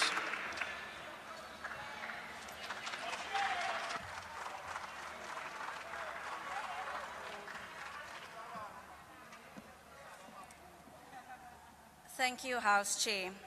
This decision to withdraw USAID represents a critical moment for South Africa. It is a moment that calls for unity to work together to overcome this healthcare crisis. The Democratic Alliance has consistently advocated for foreign policy that puts the well-being of South African citizens first and advances South Africa's strategic interests while fostering productive international relationships. Over the past decades, this has not always been the case, and now we face the rapid dismantling of 2 decades of progress in healthcare, particularly in HIV and AIDS and TB, along with the closure of the UN World Food Programme in Johannesburg and the withdrawal of aid to NGOs that provide services to refugees and asylum seekers like the Scalabrini Centre just across the road. For millions of citizens, this is not about politics, it is about survival. When you wake up each day fighting to exist, debates about ideology or whether aid comes from the East or the West mean nothing. The impact on vulnerable households is devastating. The impossible choice between food or electricity, school shoes or transport now becomes a debate between medication or death. While certain political parties may welcome the withdrawal of Western influence and funding, remember, it is not anyone at this podium or in this dome who will suffer.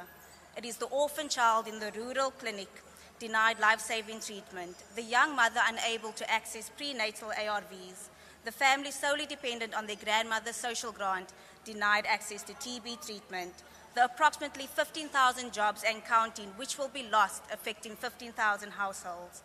House Chair, the reality of the matter is that babies will be born with HIV and lose a parent or both to a preventable disease. Crucial services offered by NGOs in health education, emotional and psychological counseling, regular HIV testing, and awareness programs will be significantly reduced, running the dangerous risk of defaulting back to the days where the medical advice from the government at the time was garlic beetroot and the African potato, or worse, that showering after sexual intercourse will minimize the possibility of contracting HIV. And while provinces attempt to mitigate the impact of expanding services for collection of ARVs at public healthcare facilities, many will not go for fear of stigmatization. Does government honestly believe that orphan children with HIV will make their own way to clinics? This was the crucial role filled by now defunded NGOs. Where will we find billions of rands to fill the gap? Now more than ever, we need to redirect funds from countless wasteful vanity projects like the 28 million spent on NHI advertising, VIP protection, and failed SOE bailouts to save lives. The upcoming budget speech carries heightened anxiety as we await solutions to this crisis. This is why the DA has presented credible budget alternatives that address the plight of the marginalized while creating jobs and stimulating growth. House Chair, the loss of USAID is a severe setback, and the humanitarian impact only quantifiable in months and years to come. However, by adopting the DA's model of good governance, attracting investment, and building new partnerships both domestically and internationally, we can mitigate this impact. We must mitigate this impact. Thank you, House Chair. Thank you, Honourable Member. The next speaker is the Honourable Sokanyele.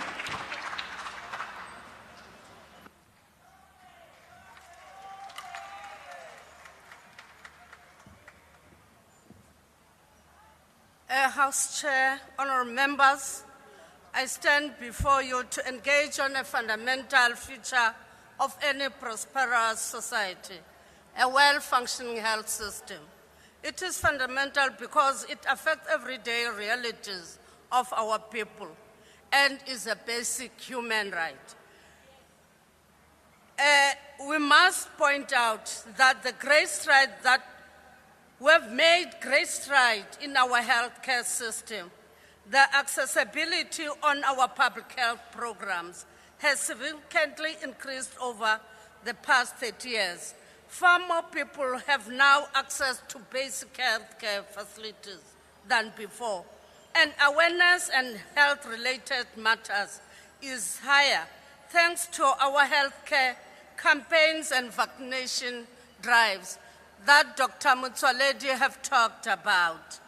But nevertheless, there are millions of South Africans living in rural areas who continue to face inconveniences and frustrations caused by inadequately run and supplied public health facilities. This we must acknowledge and intend resolving. We are now building on the foundation through the National Health Insurance, the next great step forward in transforming our healthcare system. The NHI will ensure that access to quality health is not determined by one's economic status or class, but by the fact that one is a human being worthy of excellent health care. Health and well-run healthcare system, honourable members, is an integral part of development. There can be little likelihood of thriving and prosperous nation if half of its population suffers ill health. Therefore, we have woven healthcare into our central thrust of overall development so that we can contribute on a world stage. We do so from a strong position. South Africa is not an isolated entity. We are members of an international community, and our well-being is entwined in the development everywhere else in the globe. Our foreign policy is rooted on the principles of sovereignty, non-alignment, and multilateral cooperation. We are open to speak with all nations and institutions that respect our sovereignty and share our vision of world that is just and equitable. Therefore, we continue to speak up for multipolar world where no single nation or bloc of nations determines the development path of another. We form relations that are premised on mutual respect and collaborations as equals. The withdrawal of foreign aid that has affected our country may be seen as crisis by some, but a crisis is also an opportunity. We have an opportunity to move rapidly towards greater self-resilience and greater collaboration and interdependence among developing nations. We have incredible resources, both material and human, and must fully leverage these to plug any funding gaps that become apparent. We must work especially on intra-African cooperation, ensuring that as a continent we are not left behind and vulnerable because of shifting in preferences of global powers. The volatile international scenario can have an influence on our healthcare system. Apart from the withdrawal of the funding of certain programs, we can also be affected by fluctuations in international markets and disruption in global supply chains. This is one of the reasons we are so geared maintaining cordial trade and diplomatic relations with a diversity of partners. It is the only way to ensure a steady supply of certain essentials and ensures mutual strengthening in multitude of ways. Specifically, our participation in key multilateral institutions has allowed us to keep pushing for fair access to medical resources for developing countries. Honourable members, we have a vision of a nation where every man, woman and child has access to the best quality service, including healthcare services. We have made great strides forward, but we still have a way to go. Our healthcare system is not perfect, but we see progress that no one can deny. We are now at a point where efforts are intensifying as we move towards implementation of NHI. As a nation, we cannot depend on others to define our path. We have knowledge, we have resources, and the will to shape our own future. We also have a strong alliances that involve mutual growth and knowledge exchange for strengthening our neighbors and ourselves.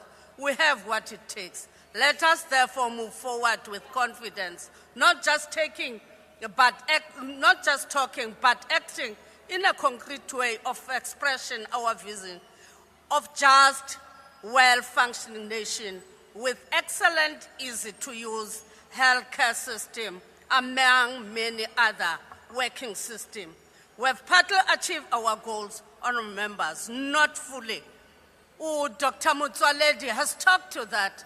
I think he was very explaining how many funds we have used out of our own pocket, not depending to USAID. Let us push forward with hope, knowing that we have long passed the stage where talking is done. The only thing that satisfies is action on delivery. What we said, we will do. For this, we need a whole lot more than good intentions. We need professionalism, high level of competence, rooting out all corruptions, and high levels of efficiency in the public system. I urge all our members, department and staff to take this call seriously. We can do this, honourable members, if we keep our focus on serving the people who confidently put their trust in us to listen and respond. Let the excellence and efficiency become our watchwords. Our people deserves nothing less. We are there for the people. I thank you. Thank you, Honourable Member. The next speaker is the Honourable Sali.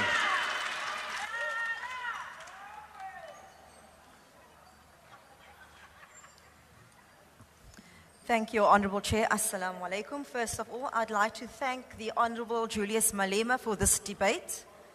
The decision by the United States government to halt aid to South Africa and the response thereto in his State of Nation address, President Cyril Ramaphosa stated South Africa will not be bullied. Whether he was referring to the United States or not, it is a strong message to those in the bullying game. At the same time, the 90-day withdrawal or threat from a delirious Donald Trump should serve as a wake-up call to South Africans that we should end our reliance on countries that are on the wrong side of history.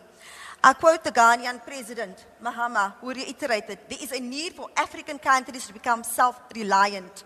We acknowledge that international assistance has supplemented the country healthcare programs. Thank you. But we cannot allow South Africa to become totally dependent on foreign aid all the time. Being dependent compels us to agree to decisions which will put us on the wrong side of history.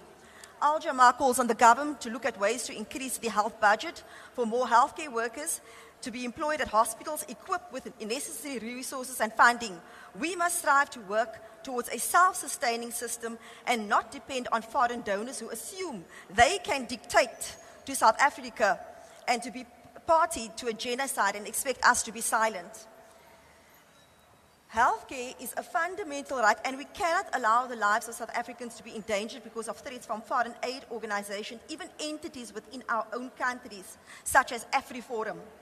Leaders, countries such as US and Trump supporters who are on the forefront of aiding and abetting a genocide in Palestine. Why would they care about AIDS in South Africa? The masks are off. South Africa, this is your opportunity to become independent and to work with countries who are already reaching out. South Africa needs to actively take to task legally entities such as AfriForum, their counterparts, alongside those individuals who is yet to be investigated and prosecuted, who have served in the IDF and committed genocide in Palestine. I thank you. Thank you, Honourable Member. The next speaker is the Honourable Adams.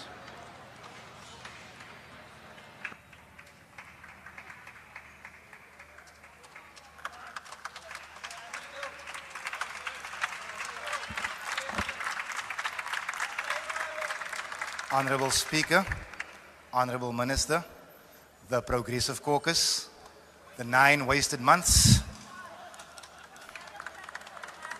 I wish to start my 3 minutes with a speech from a man who would one day become a minister in this country.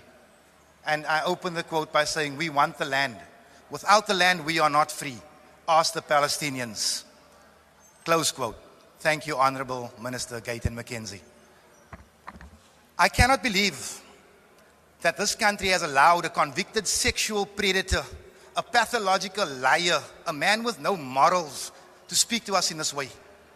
But then again, Trump feels comfortable speaking to South Africa in this way because you people couldn't even deliver the budget on time. It is disgrace that we are even having this debate because this is South Africa.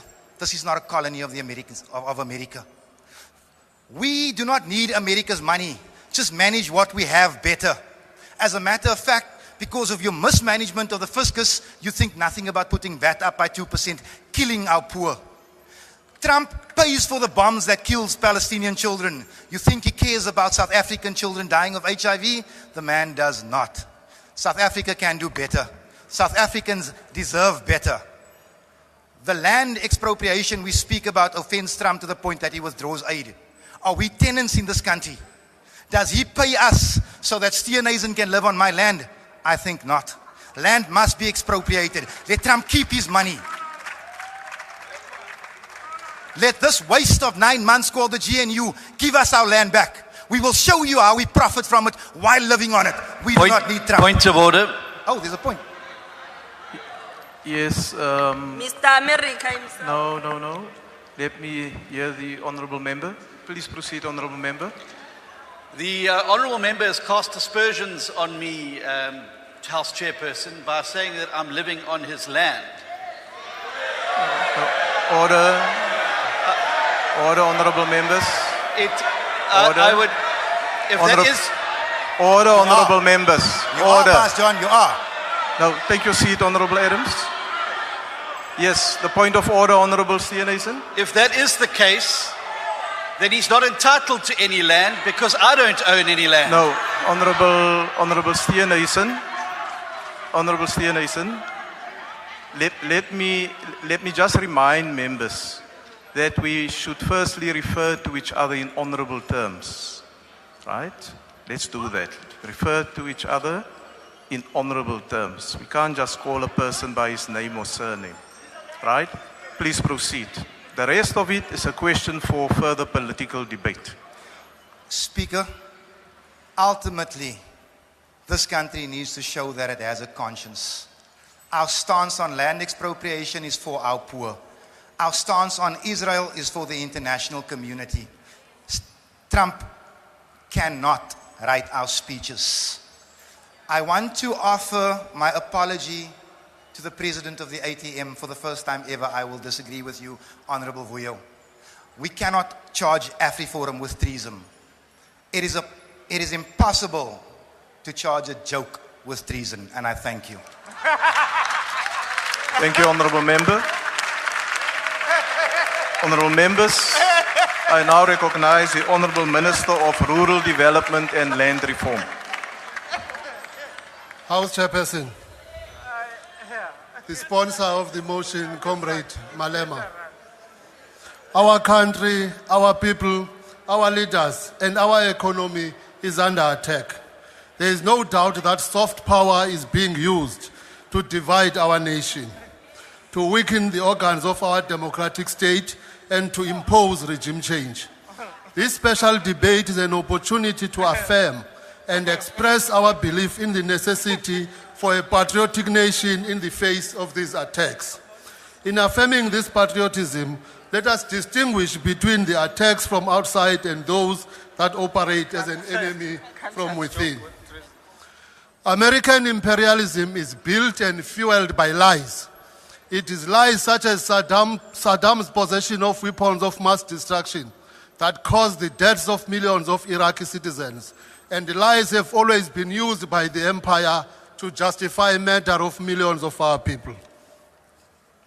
We are proud of this democracy because we came to this point as a result of the service, suffering, and sacrifice of our leaders. Tomorrow, Chair, will be laying to rest a PAC veteran, Tata Mark Shinas. He was imprisoned for 2 terms on Robben Island, sacrificing 20 years of his life to fight apartheid and bring us the democracy we enjoy today. He is an example of a true and genuine patriot. It is because of the sacrifices of people like Mark Shinas and thousands of others that we enjoy the freedom we have today. This freedom is now being abused by these unpatriotic elements amongst us. Let us honor these courageous comrades who suffered and sacrificed their lives by being steadfast in the face of the racism and the settler colonialism. We must end all security, military, and intelligence cooperation with the United States of America. This includes cooperation with AFRICOM and the naval cooperation here at Simonstown, if we want this democracy to survive and not being a victim of United States regime change. We acted decisively through our action at the International Court of Justice against the apartheid state of Israel for genocide it commits against the people of Palestine. We must act decisively in the face of this act because it is an attack and we must recognize it as such before it is too late. Thank you, Honourable Member. I now recognize the Speaker from the UAT.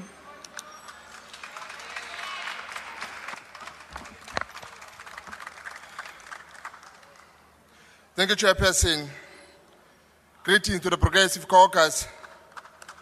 Khotso, Ma-Afrika.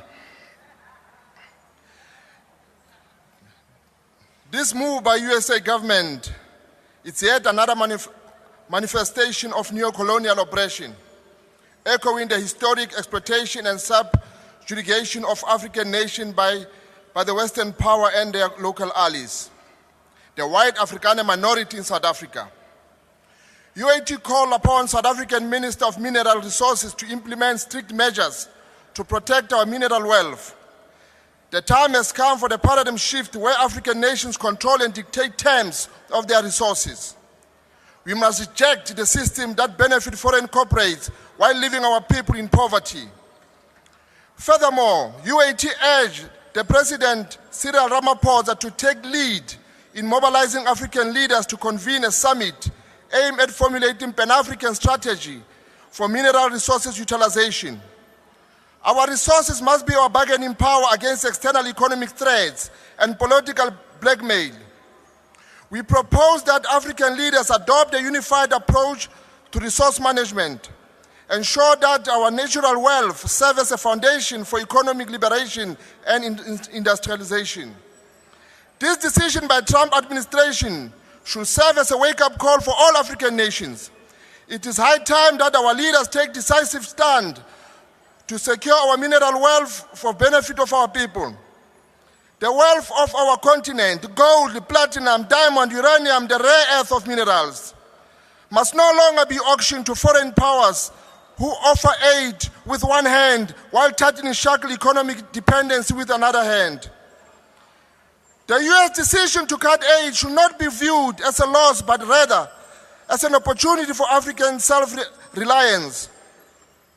We must refuse to be perpetual recipients of the conditioned assistance that compromise our sovereignty. Instead, let us build strong inter-African economic alliance, invest in our industries, and assert control over our destinies.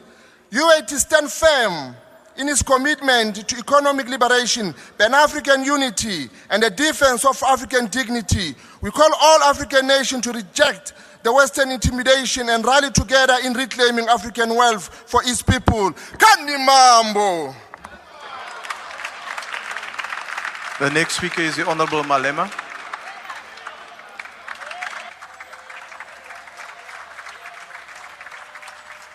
Honorable Malema, will you just take a seat? I see the hand of the Chief Whip of the Democratic Alliance. Let me just attend to that matter. Now, order, honorable members. Let me hear the honorable member. Thank you very much, House Chair. House Chair, if I remember correctly, some years ago, a convention was established that a member cannot speak twice in a debate. I would just like your clarity. I would just like clarity on that matter from you. Thank you. Honorable member, may I refer to a debate on the budget vote of the President on the 31st of May 2023, where a ruling was made that the former member Shavambu be given another opportunity to speak using the remaining EFF time, and after discussion, the opportunity was granted. However, at the same time, the matter was referred to the Chief Whip's Forum for further discussion and then also possibly to the subcommittee and the Committee on Rules. That matter has not been resolved. However, let me also add that in terms of Rule 9, Sub-Rule 1, conventions and practices relating to the business of the House and its committees and forums are established by agreement amongst political parties and parliamentary office bearers and may be varied by agreement amongst them and reviewed from time to time as decided by the Rules Committee. This is thus a matter that the Chief Whip's Forum, Honorable Chief Whip of the largest party, should attend to so that we then proceed in the 7th Parliament with a common understanding. In light of that, the Honorable Malema may proceed with his speech.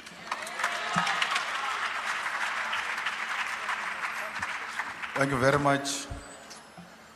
House Chair, I understand why the representatives of imperialist forces will want to silence this voice. And that's why they will stand up to raise unnecessary questions. House Chairperson, the first remark we wish to make is that there was a very little engagement politically. If anything, people want to blackmail us about aid and all sorts of things. But they know very well that there is no reason related to any wrongdoing by South Africa which has led to USA cutting its own aid. You can't say Donald Trump must be elected today and the following day he makes executive orders, and then you come here and blame the South African government as if the South African government did not do anything in between. That was a predetermined outcome where he wanted to come into office and punish South Africa for its position on Palestine and many other issues. We must be very clear that we are not going to agree to any form of bullying by anyone. It's a lie that there is farm killings in South Africa. Actually, those who are married in farms and owning farms, they kill each other for money, for policy monies. The farmers themselves kill each other for greedy reasons.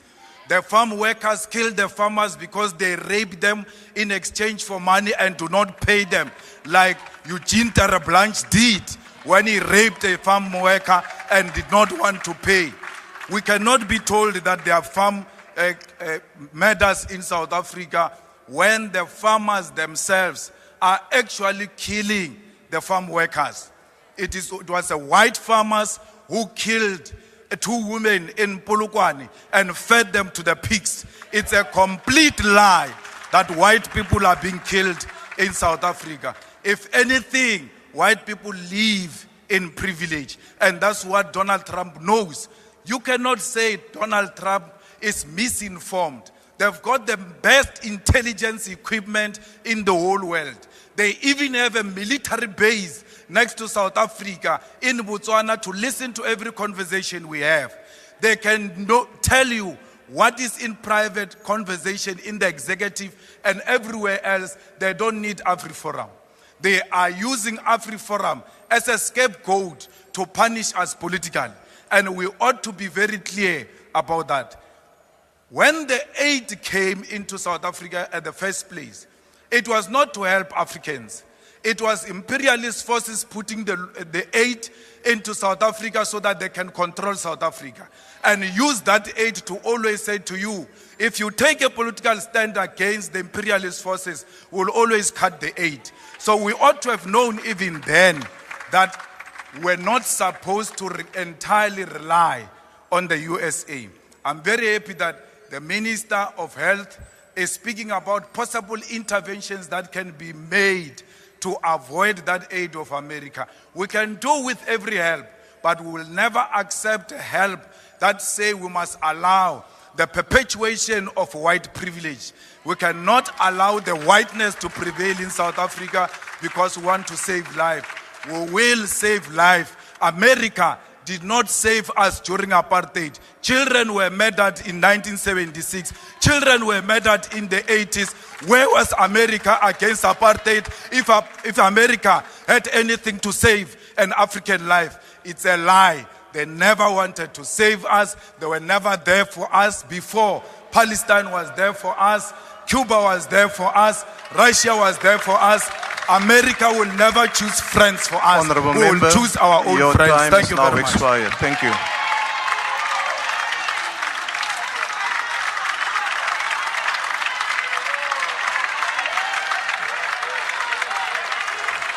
Order, honorable members.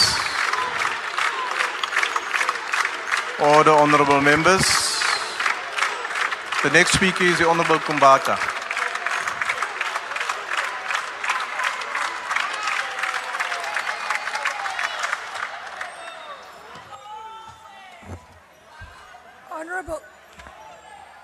Honorable members, we have come before this House today to affirm our unwavering commitment to building a better South Africa, a better Africa, and a better world.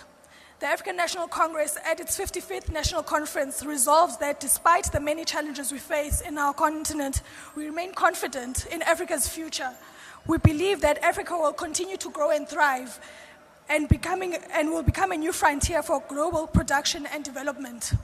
We also assert that in order to build a better world, all global political, developmental, and financial institutions must be fundamentally overhauled to serve the needs of all countries and all peoples. The ANC's 2024 election manifesto reaffirmed our commitment to supporting development and peace efforts on our continent and across the world, strengthening trade and investment links with other countries, and working towards the reform of international bodies. We also committed ourselves to increasing the voice of developing countries in multilateral institutions and advancing progressive internationalism and solidarity with the peoples of Palestine, Western Sahara, Cuba, and other progressive nations. Now, honorable members, on the 7th of February 2025, the President of the United States of America signed an executive order to firstly stop providing aid or assistance to South Africa and to promote the resettlement of Afrikaner refugees to the US. This order was based on the following allegation, and I quote, "Shocking disregard of the Republic of South Africa's citizens' rights through the recently enacted Expropriation Act 13 of 24 to enable the government to seize ethnic minority Afrikaners' agricultural property without compensation," close quote. Honorable members and fellow South Africans, it is obvious that President Donald Trump's order was based on the misinformation by the South African racist groups, namely AfriForum and Solidarity, who are the non-governmental wing of the Democratic Alliance and Freedom Front Plus. The DA has also recently completed a bogus working visit to the United States of America, and some members seated here today were part of that pseudo process. We need to state categorically to all white supremacist political parties and their right-wing NGOs that in terms of Section 84 of the Constitution, which is the powers and functions of the president, is that foreign policy is the exclusive domain of the state. Even Oranje is not a state, it is a farm in the banks of the Orange River in the Republic of South Africa. South Africa is a sovereign republic with a head of state who is President Cyril Matamela Ramaphosa. As the ANC, we reiterate the President's words in his State of the Nation address speech that we will not be bullied. Honorable members, the decision by the United States government to halt aid in South Africa and to invite so-called Afrikaner refugees presents an opportunity for our nation to reaffirm its sovereignty and also strengthen economic resilience and deepen strategic partnerships. While international cooperation remains important, South Africa has the capacity to drive its own developmental agenda, aligning with our long-term vision for a self-sufficient, prosperous, and globally influential nation. We must strive to chart our development path, focusing on industrialization, infrastructure development, job creation, and technological innovation. Our economic policies prioritize inclusive growth, sustainable development, and investment in key sectors such as energy and agriculture and manufacturing. We must mobilize domestic resources while forging partnerships that respect our national interests. Honorable members, South Africa remains a key player in multilateral organizations such as the United Nations, the African Union, and BRICS, and G20. We advocate for a free and balanced international system. We believe in a multipolar world where no single nation dominates global affairs.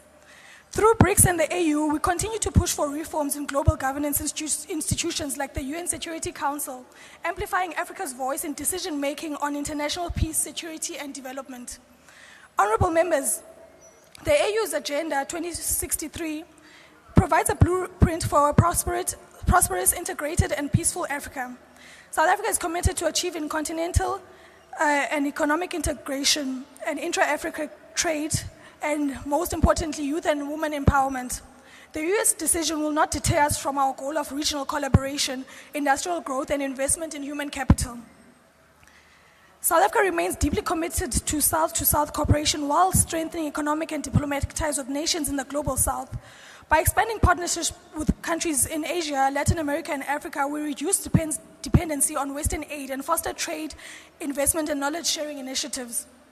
BRICS in particular provides an alternative platform for financing development projects, supporting infrastructure and enhancing economic stability outside of traditional Western financial institutions. South Africa's engagement with the global community is guided by key principles. These include the respect for the sovereignty of the state and ensuring that all nations have the right to self-determination and independent decision-making. Furthermore, we advocate for non-interference in the internal affairs of other states and the principle that domestic issues should be resolved by the people of that country without external imposition. Bantu baseMzantsi Afrika, as I close, Steve Biko says, and I quote, "The great powers of the world may have done wonders in giving the world an industrial look, but the great gift still has to come from Africa, giving the world a more human face. Let's continue with our efforts on the global stage to dismantle the legacy of colonialism and imperialism. The halt in USAID is not a setback, but an opportunity to assert our independence, reinforce multilateralism, and deepen South-to-South cooperation. South Africa will continue to lead in Africa's economic transformation, advocate for a fair and just global order, and champion the principles of self-reliance, regional integration, and sustainable development. Our commitment to building a better Africa and world remains unwavering, and it will remain like that. We will not be bullied, and we will continue with the good work. Thank you very much." Thank you, Honourable Member. The next speaker is the Honourable Paul.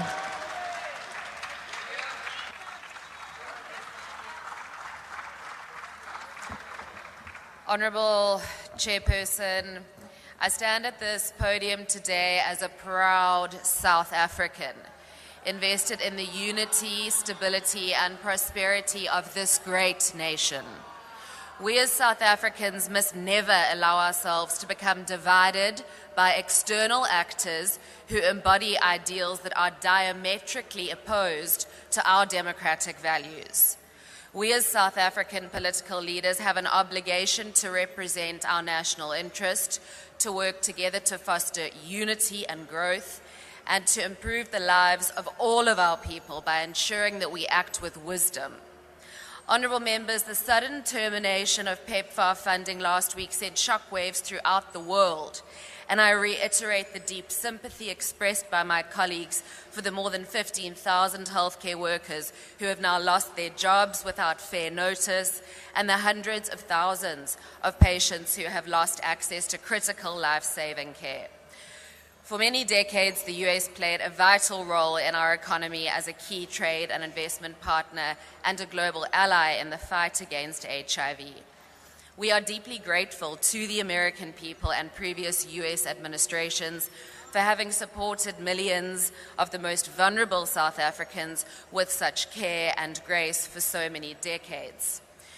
Whilst it is absolutely the prerogative of the US administration to put America first, the immediacy of the aid termination without adequate notice that allows African governments to implement contingency plans is going to reverse decades of progress made in the fight against AIDS and is, in my view, deeply inhumane.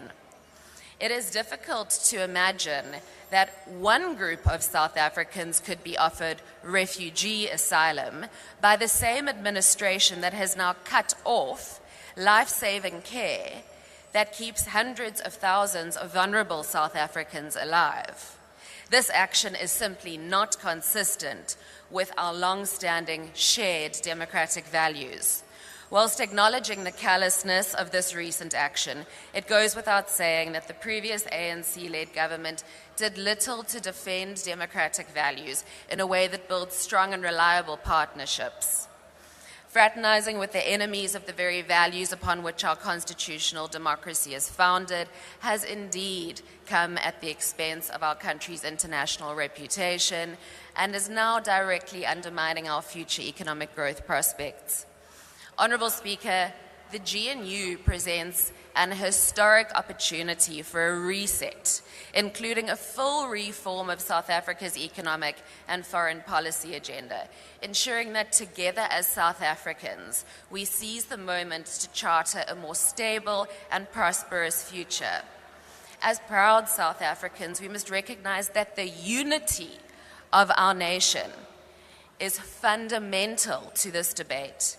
The formation of the GNU is a testament to the strength of our democracy in South Africa and our collective determination to place the interests of our people above partisan politics. This has not been easy. South Africa's foreign policy under the leadership of the GNU must now focus on prioritizing our national interest in order to address our developmental needs. This does not mean aligning with any single set of global alliances, but rather working to position South Africa as a consistent and a reliable partner for trade, economic investment, and global cooperation. As Africa's most resilient economy and democracy, South Africa is a crucial hub for international businesses, including over 600 American firms that have chosen our nation as their base of operations. The increasingly interconnected and transactional world that we function in today compels mutual cooperation. Pandemics, food insecurity, and climate change require partnership. The maintenance of the global rules-based international order requires partnership. Alliances amongst democracies have and will continue to be necessary in maintaining global peace and stability. In this increasingly hostile time, South Africa must now lead from the front. In representing my great country's interests, I would like to call on the United States government, including the US Secretary of State Marco Rubio, to recognize the strategic importance of maintaining strong ties with the global community of democracies, because the future of our world depends on this. Thank you. Honourable members, the last speaker is the Honourable the Minister of International Relations and Cooperation.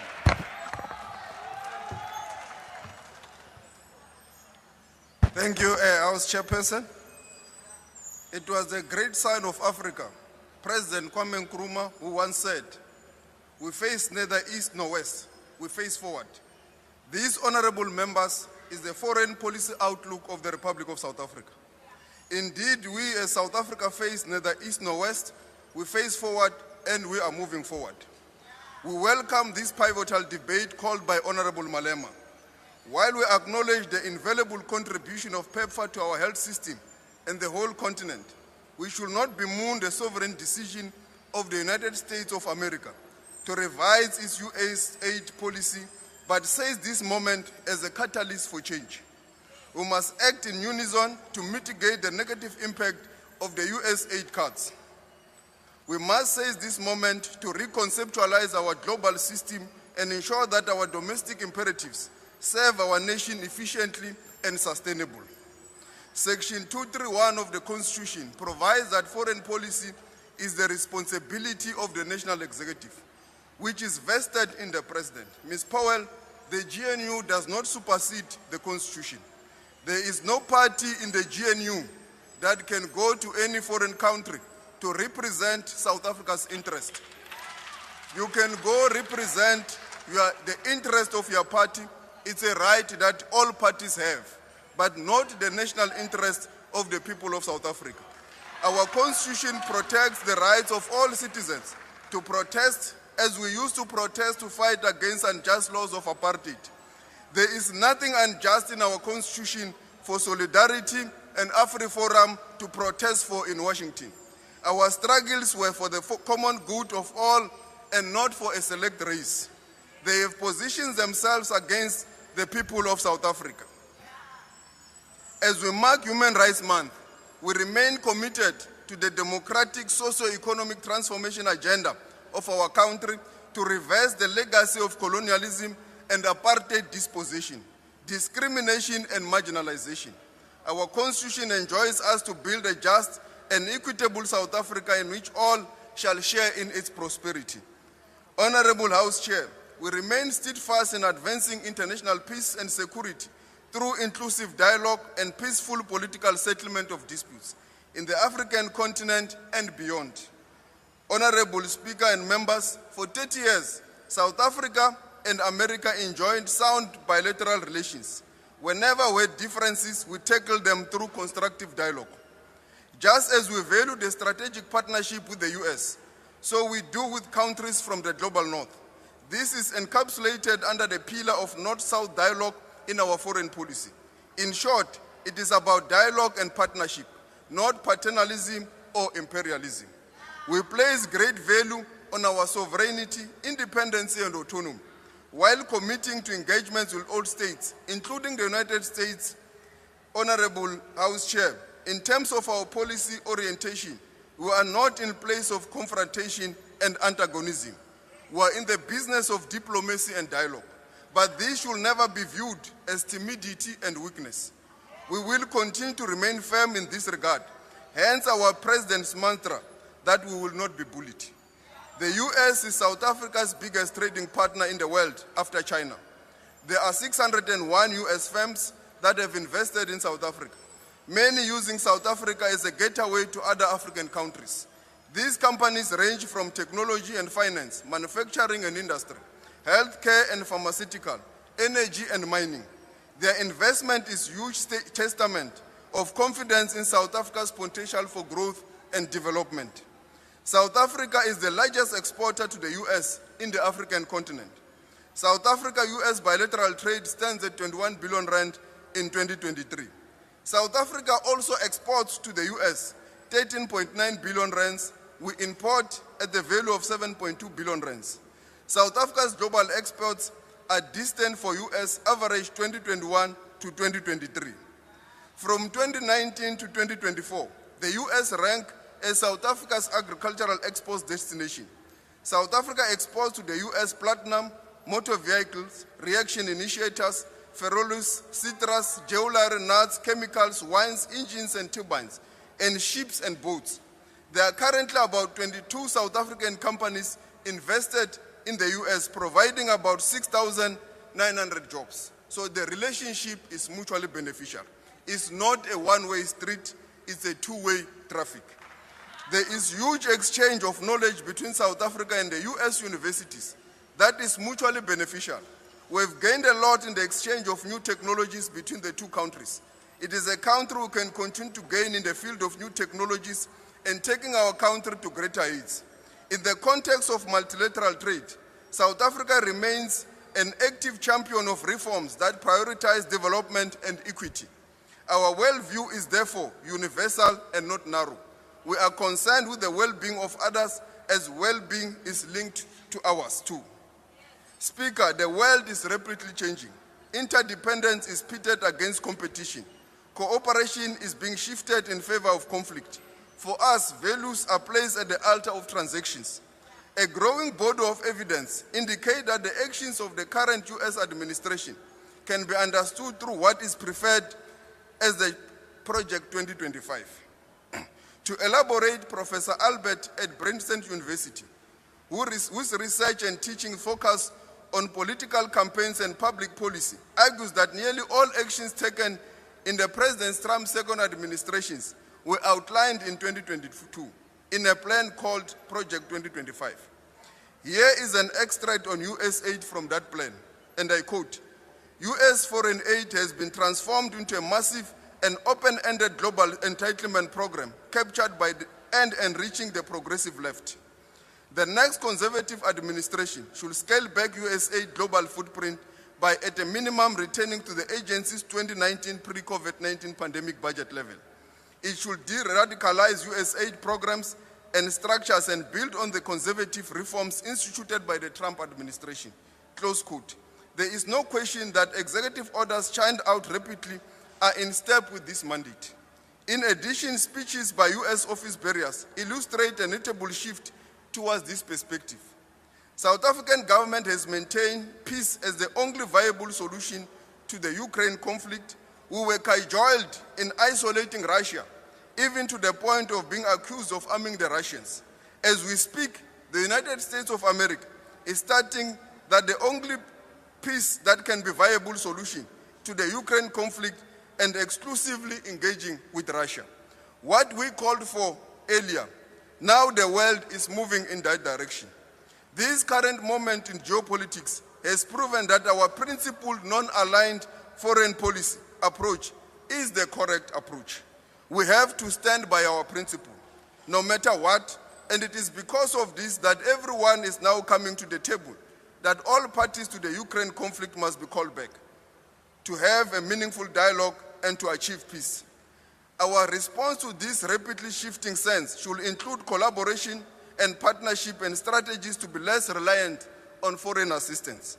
We as a country have to build our own domestic capabilities to be self-sustainable. In 2022, the African Union adopted the new public health order aimed at promoting greater self-reliance in health agendas. It calls for, and I quote, strengthen public health institutions, domestic resource mobilization, local manufacturing of health products, health workforce development, respectful and action-oriented partnerships. This is the way forward and must be implemented by us as a nation and the African continent as a whole. Our experience with COVID-19 pandemic taught us a great deal. COVID-19 taught us that we must become self-reliant or face being at the mercy of rich nations in the West, who proved themselves capable of acts like holding life-saving vaccines and giving us Africans the leftovers. It must not happen again, and it will not happen. We, under the leadership of Minister Motsoaledi, we must continue to build self-reliance in our manufacturing capabilities to respond to these challenges.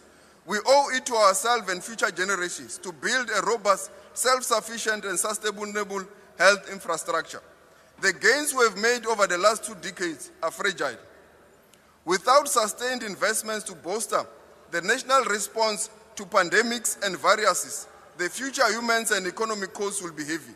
As the Minister of Health has already highlighted in the debate, we must continue to be self-sufficient to safeguard our continent's future.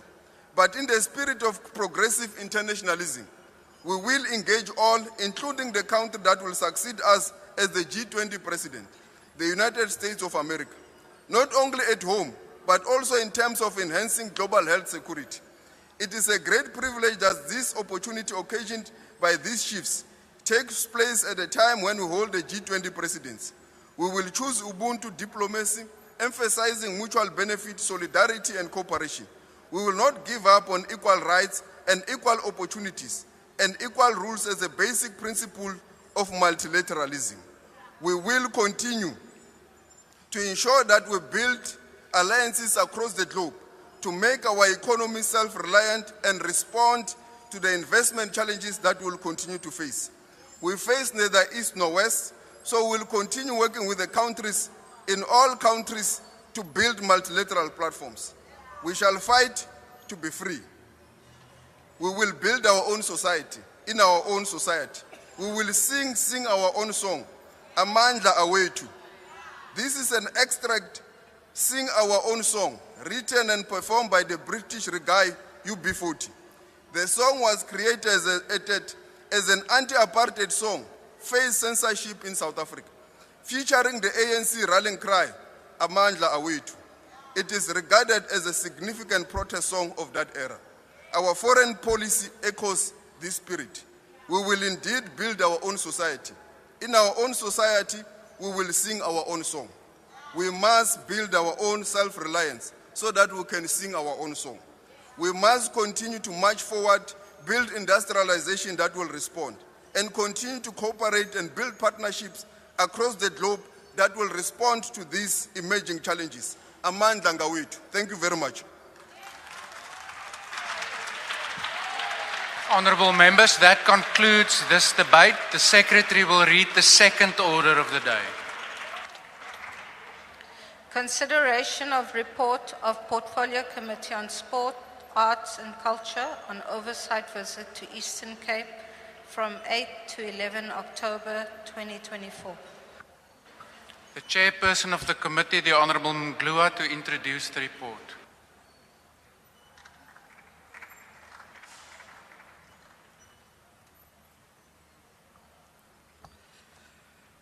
Honourable Chairperson, the Portfolio Committee on Sport, Arts and Culture conducted an oversight visit to the Eastern Cape from 8 to 11 October last year. This report details our findings, observations and recommendations following our engagements with various institutions and projects in the province.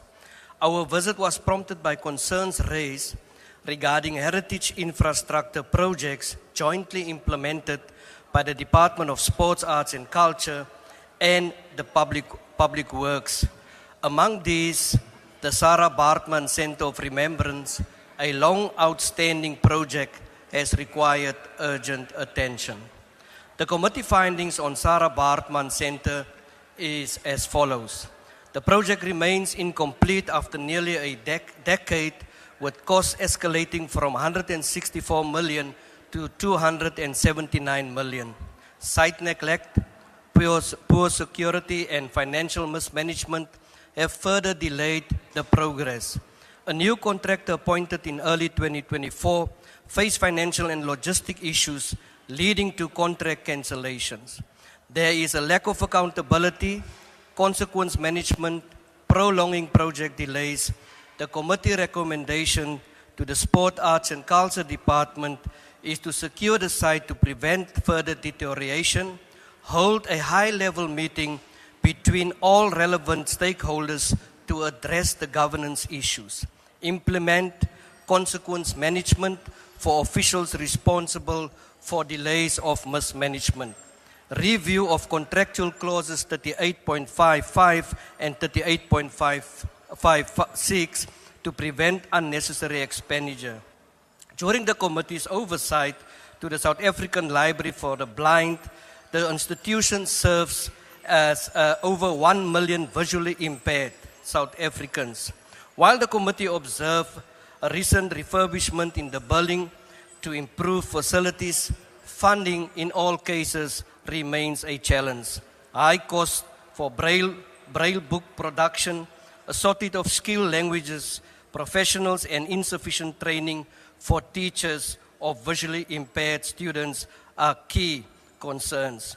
During our deliberations, the committee recommend that the department should work close with the Department of Basic Education to support visual impaired learners.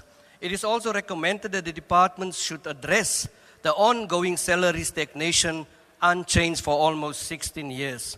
Honourable members, despite an expanded mandate to include all South African language, committee members raised concerns on the finding limitations of Amwazi Museum, the ability to collect and preserve literature, the rising of municipal cost, outdated infrastructure, and inadequate maintenance support, and a lack of public engagement. During our visit to the Mandela Bay Theatre Complex, members learned that the theatre remains closed for refurbishment, the high operational costs and rental expenses for 220,000 rand a month, adding to this financial strain, while delays in capital works continue to affect developments. This theatre complex must seek cost-effective space alternatives and strengthen their financial management. Something drastically needs to be done to prevent further audit disclaimers. Honorable Chairperson, the committee also visited the various sport infrastructure. These visits reveal a mix of well-managed and neglected projects. One of the committee's favorite facilities and project managed by a female is the legendary Marcel and Kenton-on-Sea sport fields. It has thrived under community ownership. This project has shown that collaboration between municipalities, federations, and educational institutions remains essential. Honorable Chairperson, the Eastern Cape holds immense cultural and sporting potential. The report calls for decisive action and enhanced service delivery and accountability. The Committee on Sports, Arts and Culture will continue to monitor these developments and ensure that South Africans benefit from these initiatives. I hereby, Honorable Chairperson, table this report for consideration. I thank you. Thank you. Political parties wishing to make a declaration will now have an opportunity to do so. The usual times for declaration of votes will apply. The DA.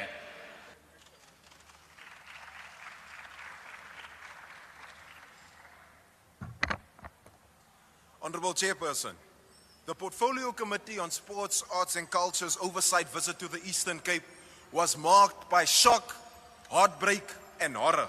We witnessed the complete misuse and disappearance of state funds along with the abandonment of critical public infrastructure. My speech, therefore, reads more like a eulogy than it does anything else. We visited the Sarah Baartman Center for Remembrance in Hankie, meant to honor the legacy of Sarah Baartman, a Khoi woman who comes from the Gamtoos Valley, who was brutally robbed of her dignity and exploited in European freak shows.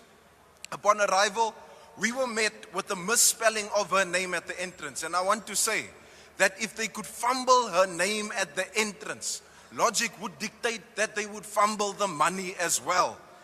And the site itself was riddled with shoddy workmanship, dilapidation, and complete dereliction.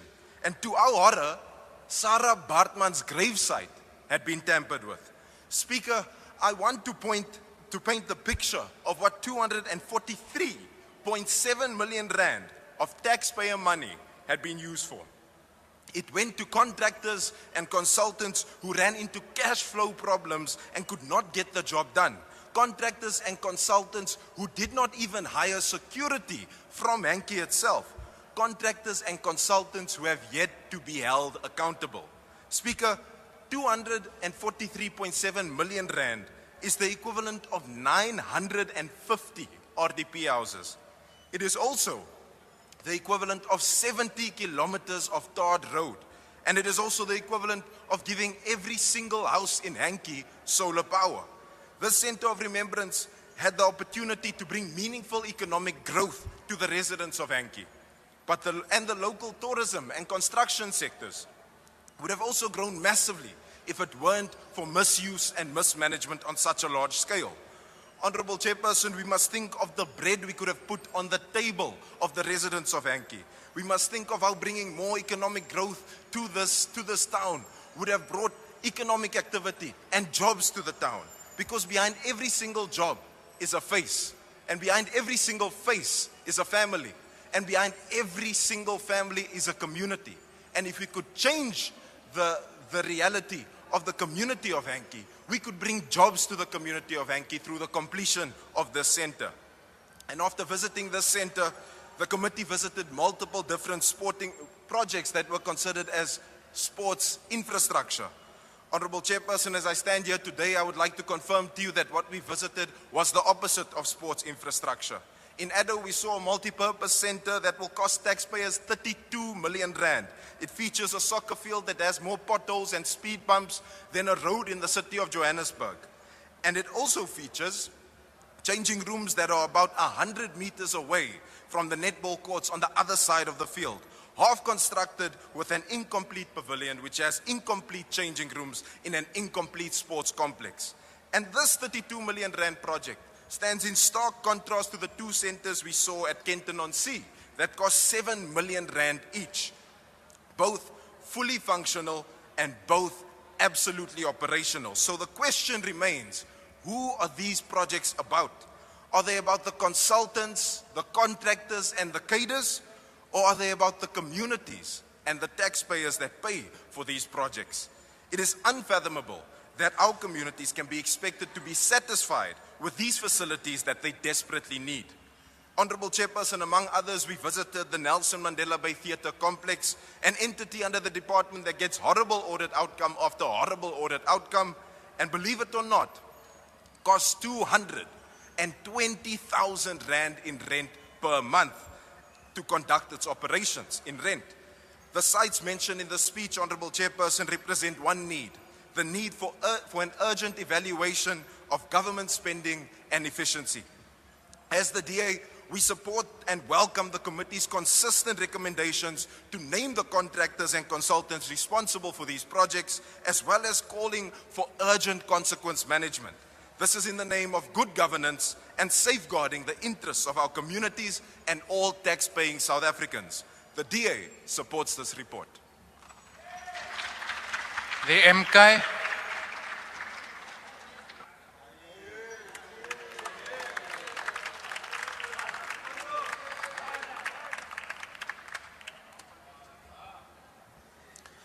Samuel Stulu, Tani MK Party, member of portfolio ya Sports, Arts and Culture. Ifambile na committee ya ina Eastern Cape. Ya nangutisa miako leyo ka inga helangi kufana na Sarah Bathman kokwani wa hina. Imfumo muni wo fuma swisiwana. Imfumo muni wo ka unga heti miako ya vaakatiko. Hiku angarela. 243 million is too much. Agam agonga unga helangi. Kungari wona ntsena jikelele Afrika Dzonga hinkwako swile swin'wina mi swi endlaka va ANC a swi humi ndleleni. Miri amandla vanhu va ku mahina ku wende ya mandla awenu, not for community of South Africa. Miako hinkwayo leyi mi nga yi endla loko mi susi President Jacob Zuma, mi teki miako liya ya vanhu va South Africa mi endla damu ra ti-corruption. Hiku a mi heti miako ya n'wina, a mi hloniphi vavasati. Mani lavaya va ye va dlawa ku vava, va xanisiwa, va endliwa nhlonge. N'wina na namuntlha a mi la ku heta mi thola tikontraka hi ku hambanahambana ku ri mi kota ku dya. Loko hi lava ku lunghisa miako hinkwayo leyi nga kona Afrika-Dzonga, n'wina va ANC mi nga onha loko hi ya ka ti-site visit a mi yi. Hikuva hi n'wina mi nga onha. You cannot go to site visit when you know you are the one who did the problem to not unfinished project. Hi n'wina. Namuntlha mi yima la mi ti buma vanhu va ANC. My former aye. You are the cause of the problem in South Africa. Any structure, the whole non-province, is because of you and you. Namuntlha mayima mi buma hi swilungu swa n'wina ku endeni vaakatiko va Afrika-Dzonga va le ku hluphekeni. Vavasati mi va hloniphi, mi lava ku fuma swisiwana. Mina vukungundwani byo ka byi nga heli. Loko mi endla ti-project ta n'wina mi lava mali ya ku campaign hi yona. Ni vula n'wina va ANC. Mi endla vukungundwani a henhla ka vana va n'wina. How can you do the problem on your own. Today you are lying to the people of South Africa. You say, we'll do this and this. Because you are modifying your corruption. Me bambetela corruption janguna bukungundam jangwina. I know you. You know me. Logo ingena ka ti project hinkwato ku fana na le Pulukwani Agiyani swi tele mo ka mi nga hetangi unfinished project for you. GNU, we mean government not united.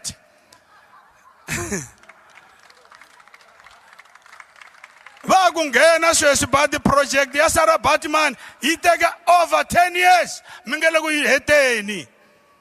Namutlha you are smiling. You are smiling like it is a wedding, it's a party. The project that ati helangi. Mitlela njani mi tiva ku ri you've been stealing and stealing and stealing. How can you sleep? What are you dreaming? Because Thank you, Honourable Member. Your time has now expired. Nikesin, mara everything is aye.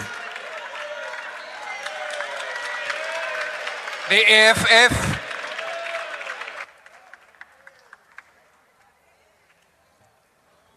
Greetings to the CIC and the mighty EFF. The economic freedom fighters fully and actively participated in the Eastern Cape Oversight visit and therefore agrees with the observations and recommendations presented by the report. The report gives us a proper diagnosis of challenges faced by the entities we visited. The EFF further appreciates that a number of its inputs and policy positions have found expression in the recommendations made by the report, and as such, it became easy for the committee to adopt our proposed slogan, #We follow the money. A commitment to accountability that has been missing for far too long under the ANC majoritarian rule that bullied the adoption of false and cover-ups reports. House Chair, the report paints a gloomy and painful picture of neglect, disarray, abandonment of a project named after one of the country's worthy ancestors, Sarah Baartman. It's a report that uncovers the wickedness of greed and corruption that has led to siphoning of more than 200 million of South African taxpayers' money without accountability. Inasmuch as the issue of accountability is emphasized, the EFF calls for the Speaker of this House to write to both Minister Dean McPherson and Minister Gayton Mackenzie and invite them to come and give full report to this Parliament on what they have since done. Firstly, to hold their departments accountable.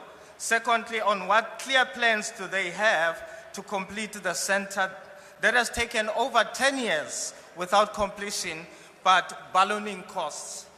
House Chair, during the entire visit, what became commonly observed, it is how arts and culture component is constantly neglected, especially when it comes to infrastructure development. To bring the neglected arts and culture sector to the fore, in line with the EFF's manifesto on sports, arts and culture, and the EFF's non-negotiable pillar on nationalization of strategic sectors of our economy, the EFF has collectively agreed to present a private member's bill before this House. The bill that seeks to establish a self-governing body by an act of parliament, similarly to SASCOC, which will be sector-based, fully accountable to parliament, and strictly governed by all relevant laws, including international laws and policies where South Africa is a signatory to such. The success of Marcel and Kenton on sea sport fields, they surely border on the need of Thank state you, Honourable Member. Your time has now expired. Against badly abused regulation of municipal supply chain. Thank the you. EFF supports the report. The IFP.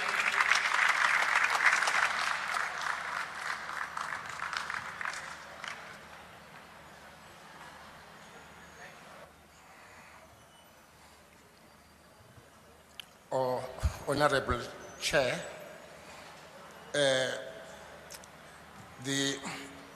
The IFP acknowledged the Oversight visit report. The visit provided critical insights into the state of the sport and heritage infrastructure, particularly Sarah Baartman Center of Remembrance.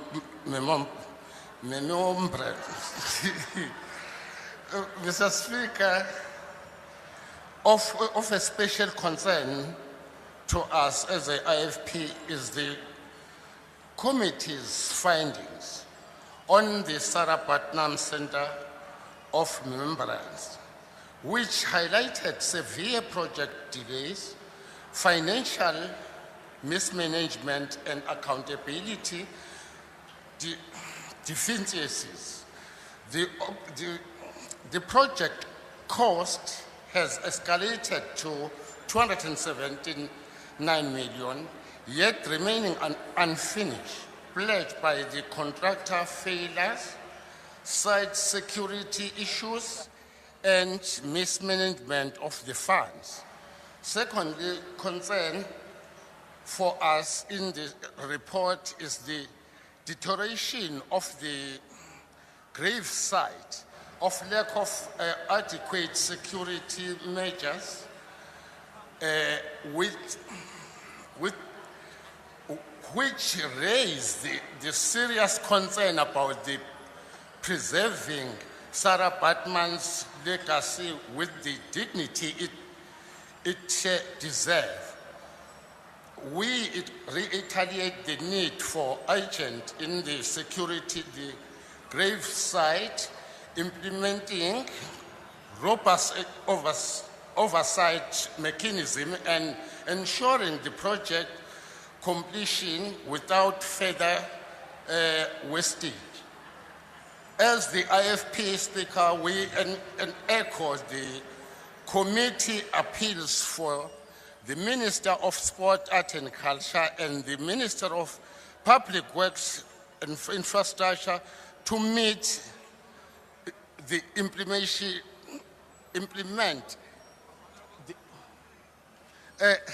Now expired. The IFP support.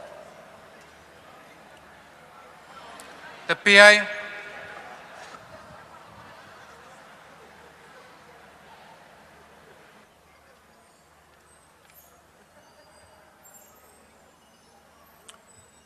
Honorable House Chair, good afternoon, all honorable members. It's a privilege and an honor to speak on the work of the Portfolio Committee of Sport, Art and Culture, of which spearheaded by the best minister, His Excellency, Minister of Ubunkono, Minister of Happiness, His Excellency Gayton McKenzie. House Chair, we are delighted to see the report indicating that the budget allocation in the aim of transforming and building capacity in the arts and culture sector of 198.9 million over the medium term is allocated, and the financial support to 66 capacity building projects in the cultural and creative sector of 20.7 million, allocated to award language bursaries to 750 qualifying students. We have no doubt that the Honorable Minister Mackenzie will ensure that all races, black, white, colored and Indian, will benefit from these projects. By prioritizing equitable access to resources and opportunities, this committee has shown a commitment to empowering marginalized communities and celebrating South Africa's diverse cultural identity. House Chair, we note the observation of the committee. We are very happy for the work done by this committee. But I also want to take this opportunity for the few time that's left to highlight a problem that we've cited, Honorable Minister and committee chairperson and members. The Warriors franchise football club fielded a player against the Dolphins in KZN. Cricket South Africa called them in and said they must walk the red carpet for fielding a colored player when they wanted an African player in particular. The coach of the Warriors was called in and so was the chairperson of EP Cricket. Honorable members. Thank you, honorable member. Thank you. We cannot oppress our colored athletes. Thank you. We support the report submitted by the Portfolio Committee. I thank you. The FF Plus. Action essay.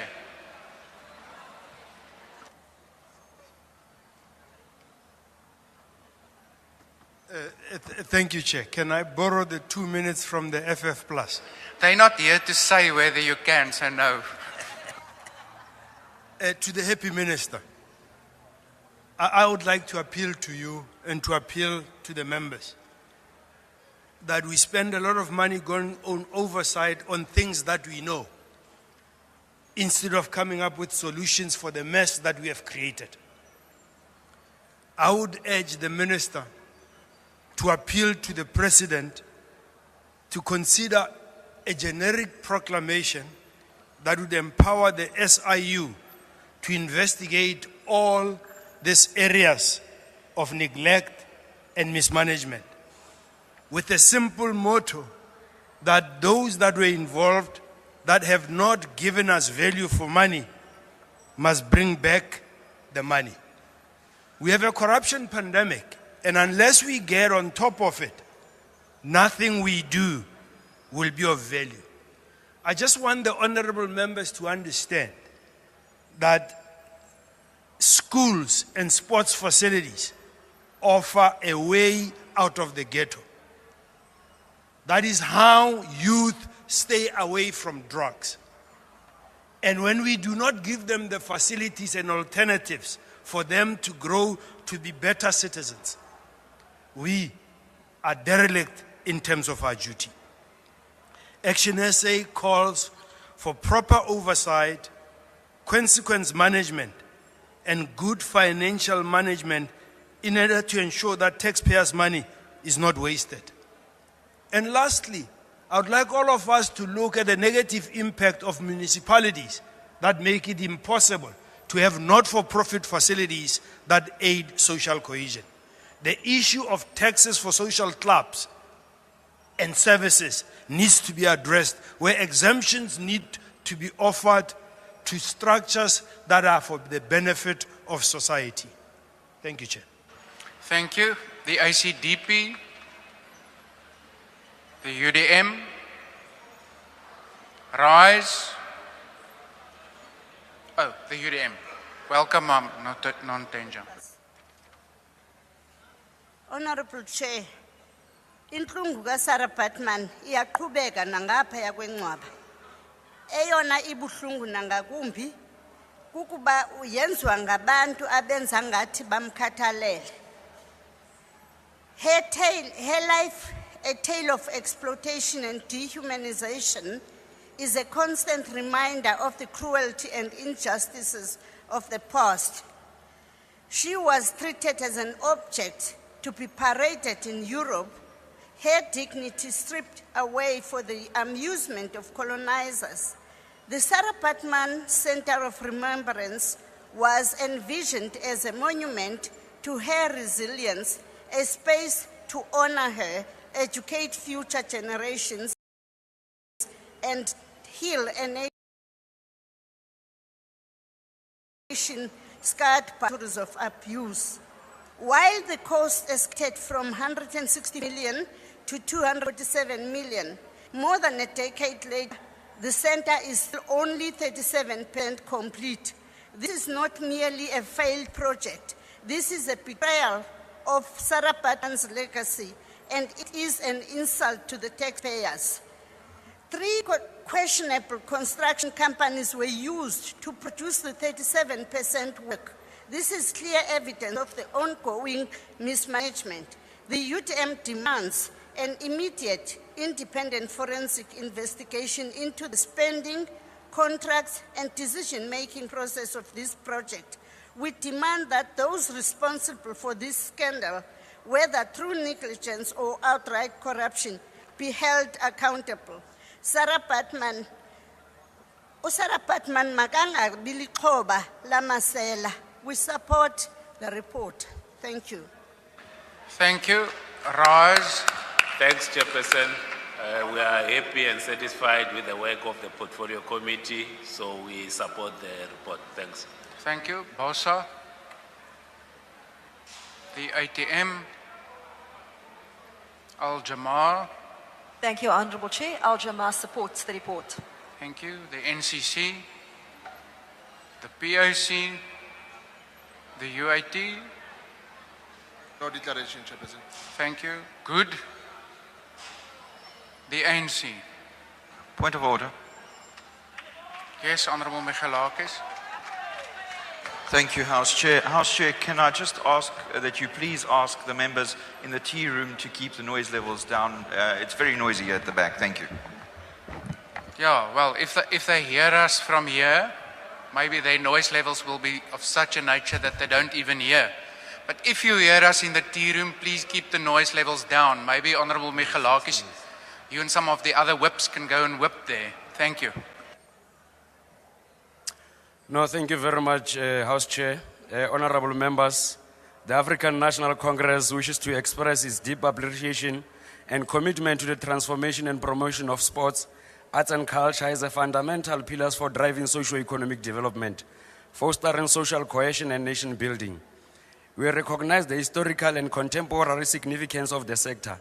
The ANC remains steadfast in striving for the continued investment in infrastructure and policy reform and upholding the principles of accountability, transparency, and effective governance in driving inclusion and sustainable development. This oversight visit has highlighted the vital role of parliamentary oversight in ensuring the efficient functioning of government institutions and the delivery of services to our citizens. Our observation has identified significant achievements and pressing areas requiring immediate attention across various entities and projects within the sports, arts and culture sector. The oversight process has revealed significant challenges encountered by key institutions such as the Sarah Baartman Center of Remembrance, the South African Library for the Blind, the Amazwi Museum of Literature, and the Mandela Bay Theatre Complex.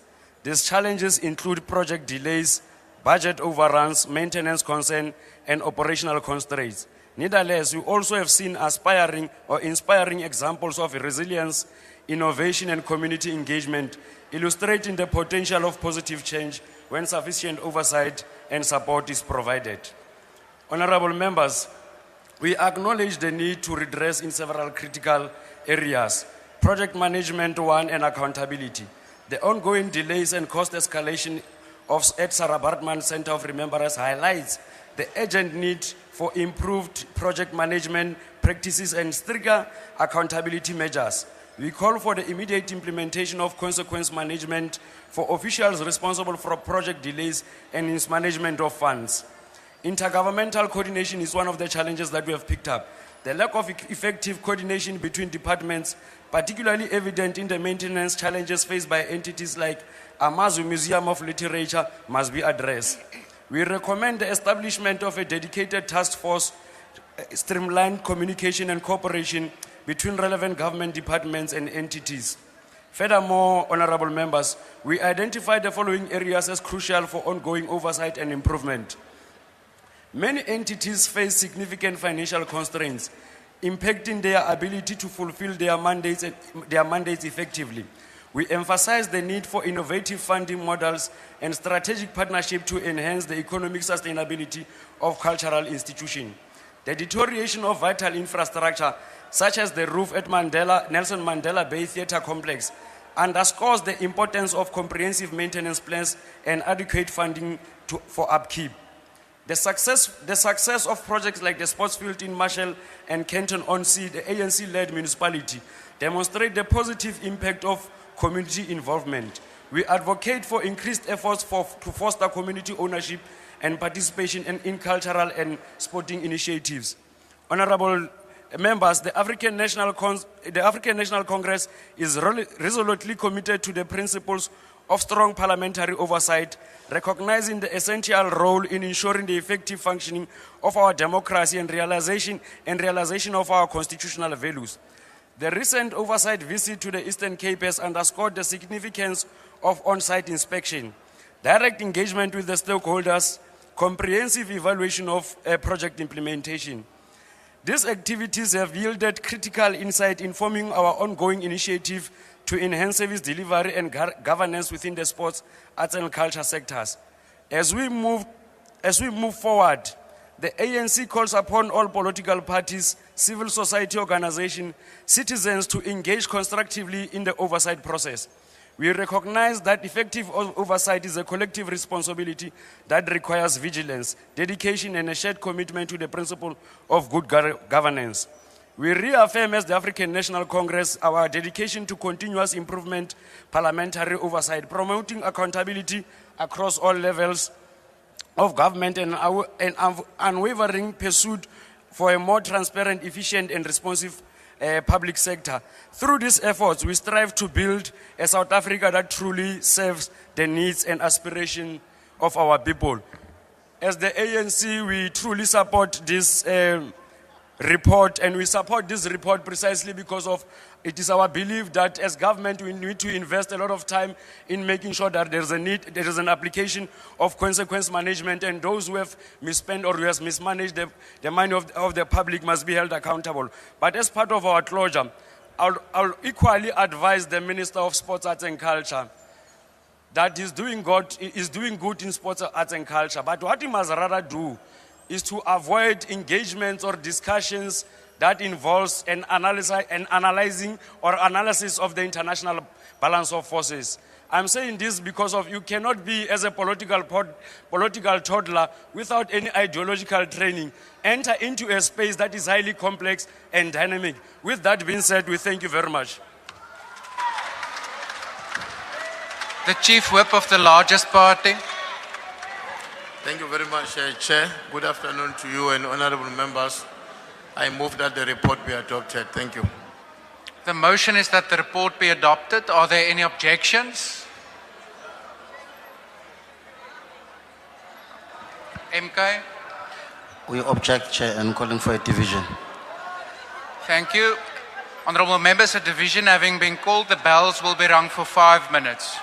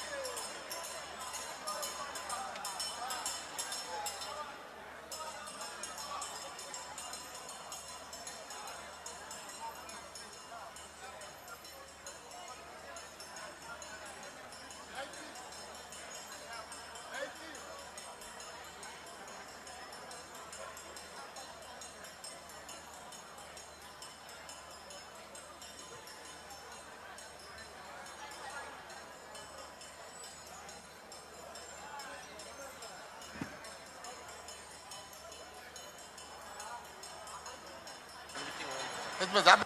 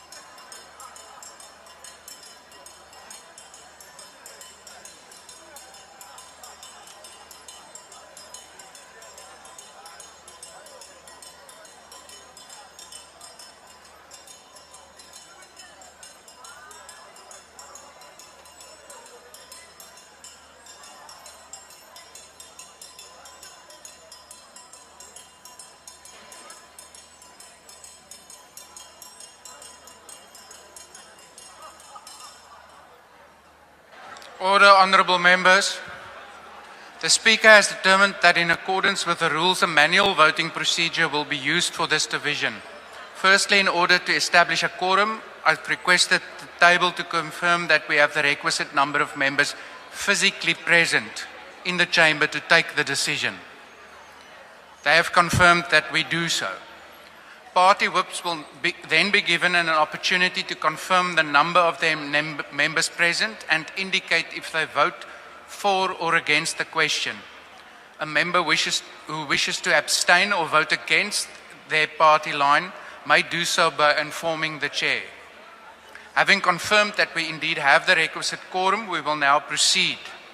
The question before the House is whether the report of the Portfolio Committee on Sports, Arts and Culture on an oversight visit to the Eastern Cape from 8 to 11 October 2024 should be adopted or not. Voting will now commence. The doors to the chamber will be locked and members will not be allowed to enter until voting is concluded. Whips, could you please confirm the number of your members present in the chamber and indicate if they vote for or against the question? The table will assist if necessary. Are the whips ready to record their votes on behalf of their members? The ANC. Thanks, Chair. The African National Congress, with 75 members in the House, support the report. The DA. House Chair, the DA with 61 members present, vote in favour. The MK. The MK is not a jukebox. No, Honourable Manu, please, just your numbers and how you vote. We vehemently reject with 35 votes. Thank you. The EFF. Thank you, House Chair. EFF 33 in the House, supporting.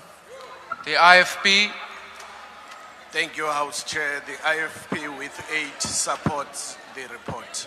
Thank you. Honourable members, please just keep the noise levels down so that we can hear the numbers in front. We're not getting any younger. The PA. Thank you, House Chair. Patriotic Alliance with 9 members voting in favour. Was it, just confirm that number, please. Was it 9 or 5? 9. 9. Thank you. The FF Plus. Action SA. Thank you, House Chair. Action SA with 2 members, we're voting in favour of the report. Thank you. The ACDP. The UDM. UDM with 2 members support the report. RISE. RISE 1 member, we support. BOSA. The ATM. Al Jamar. The NCC. The PIC. The UAT. UAT 1 member, we reject. Good. Not present. Thank you.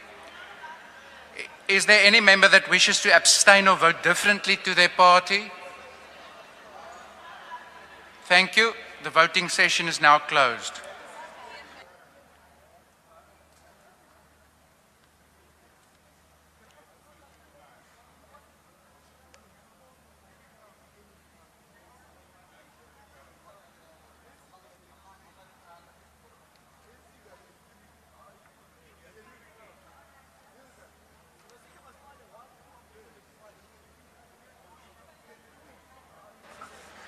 Honourable members, the result of the division is as follows.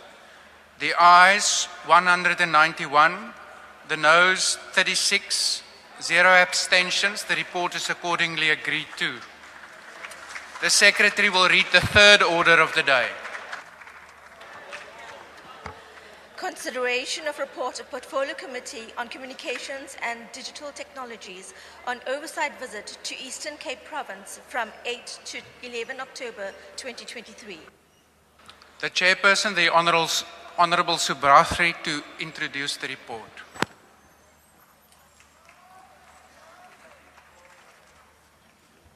Thank you, Chairperson. There's 2 corrections. I'm not the Chairperson. I'm standing in for the Chairperson, the Honourable Kusela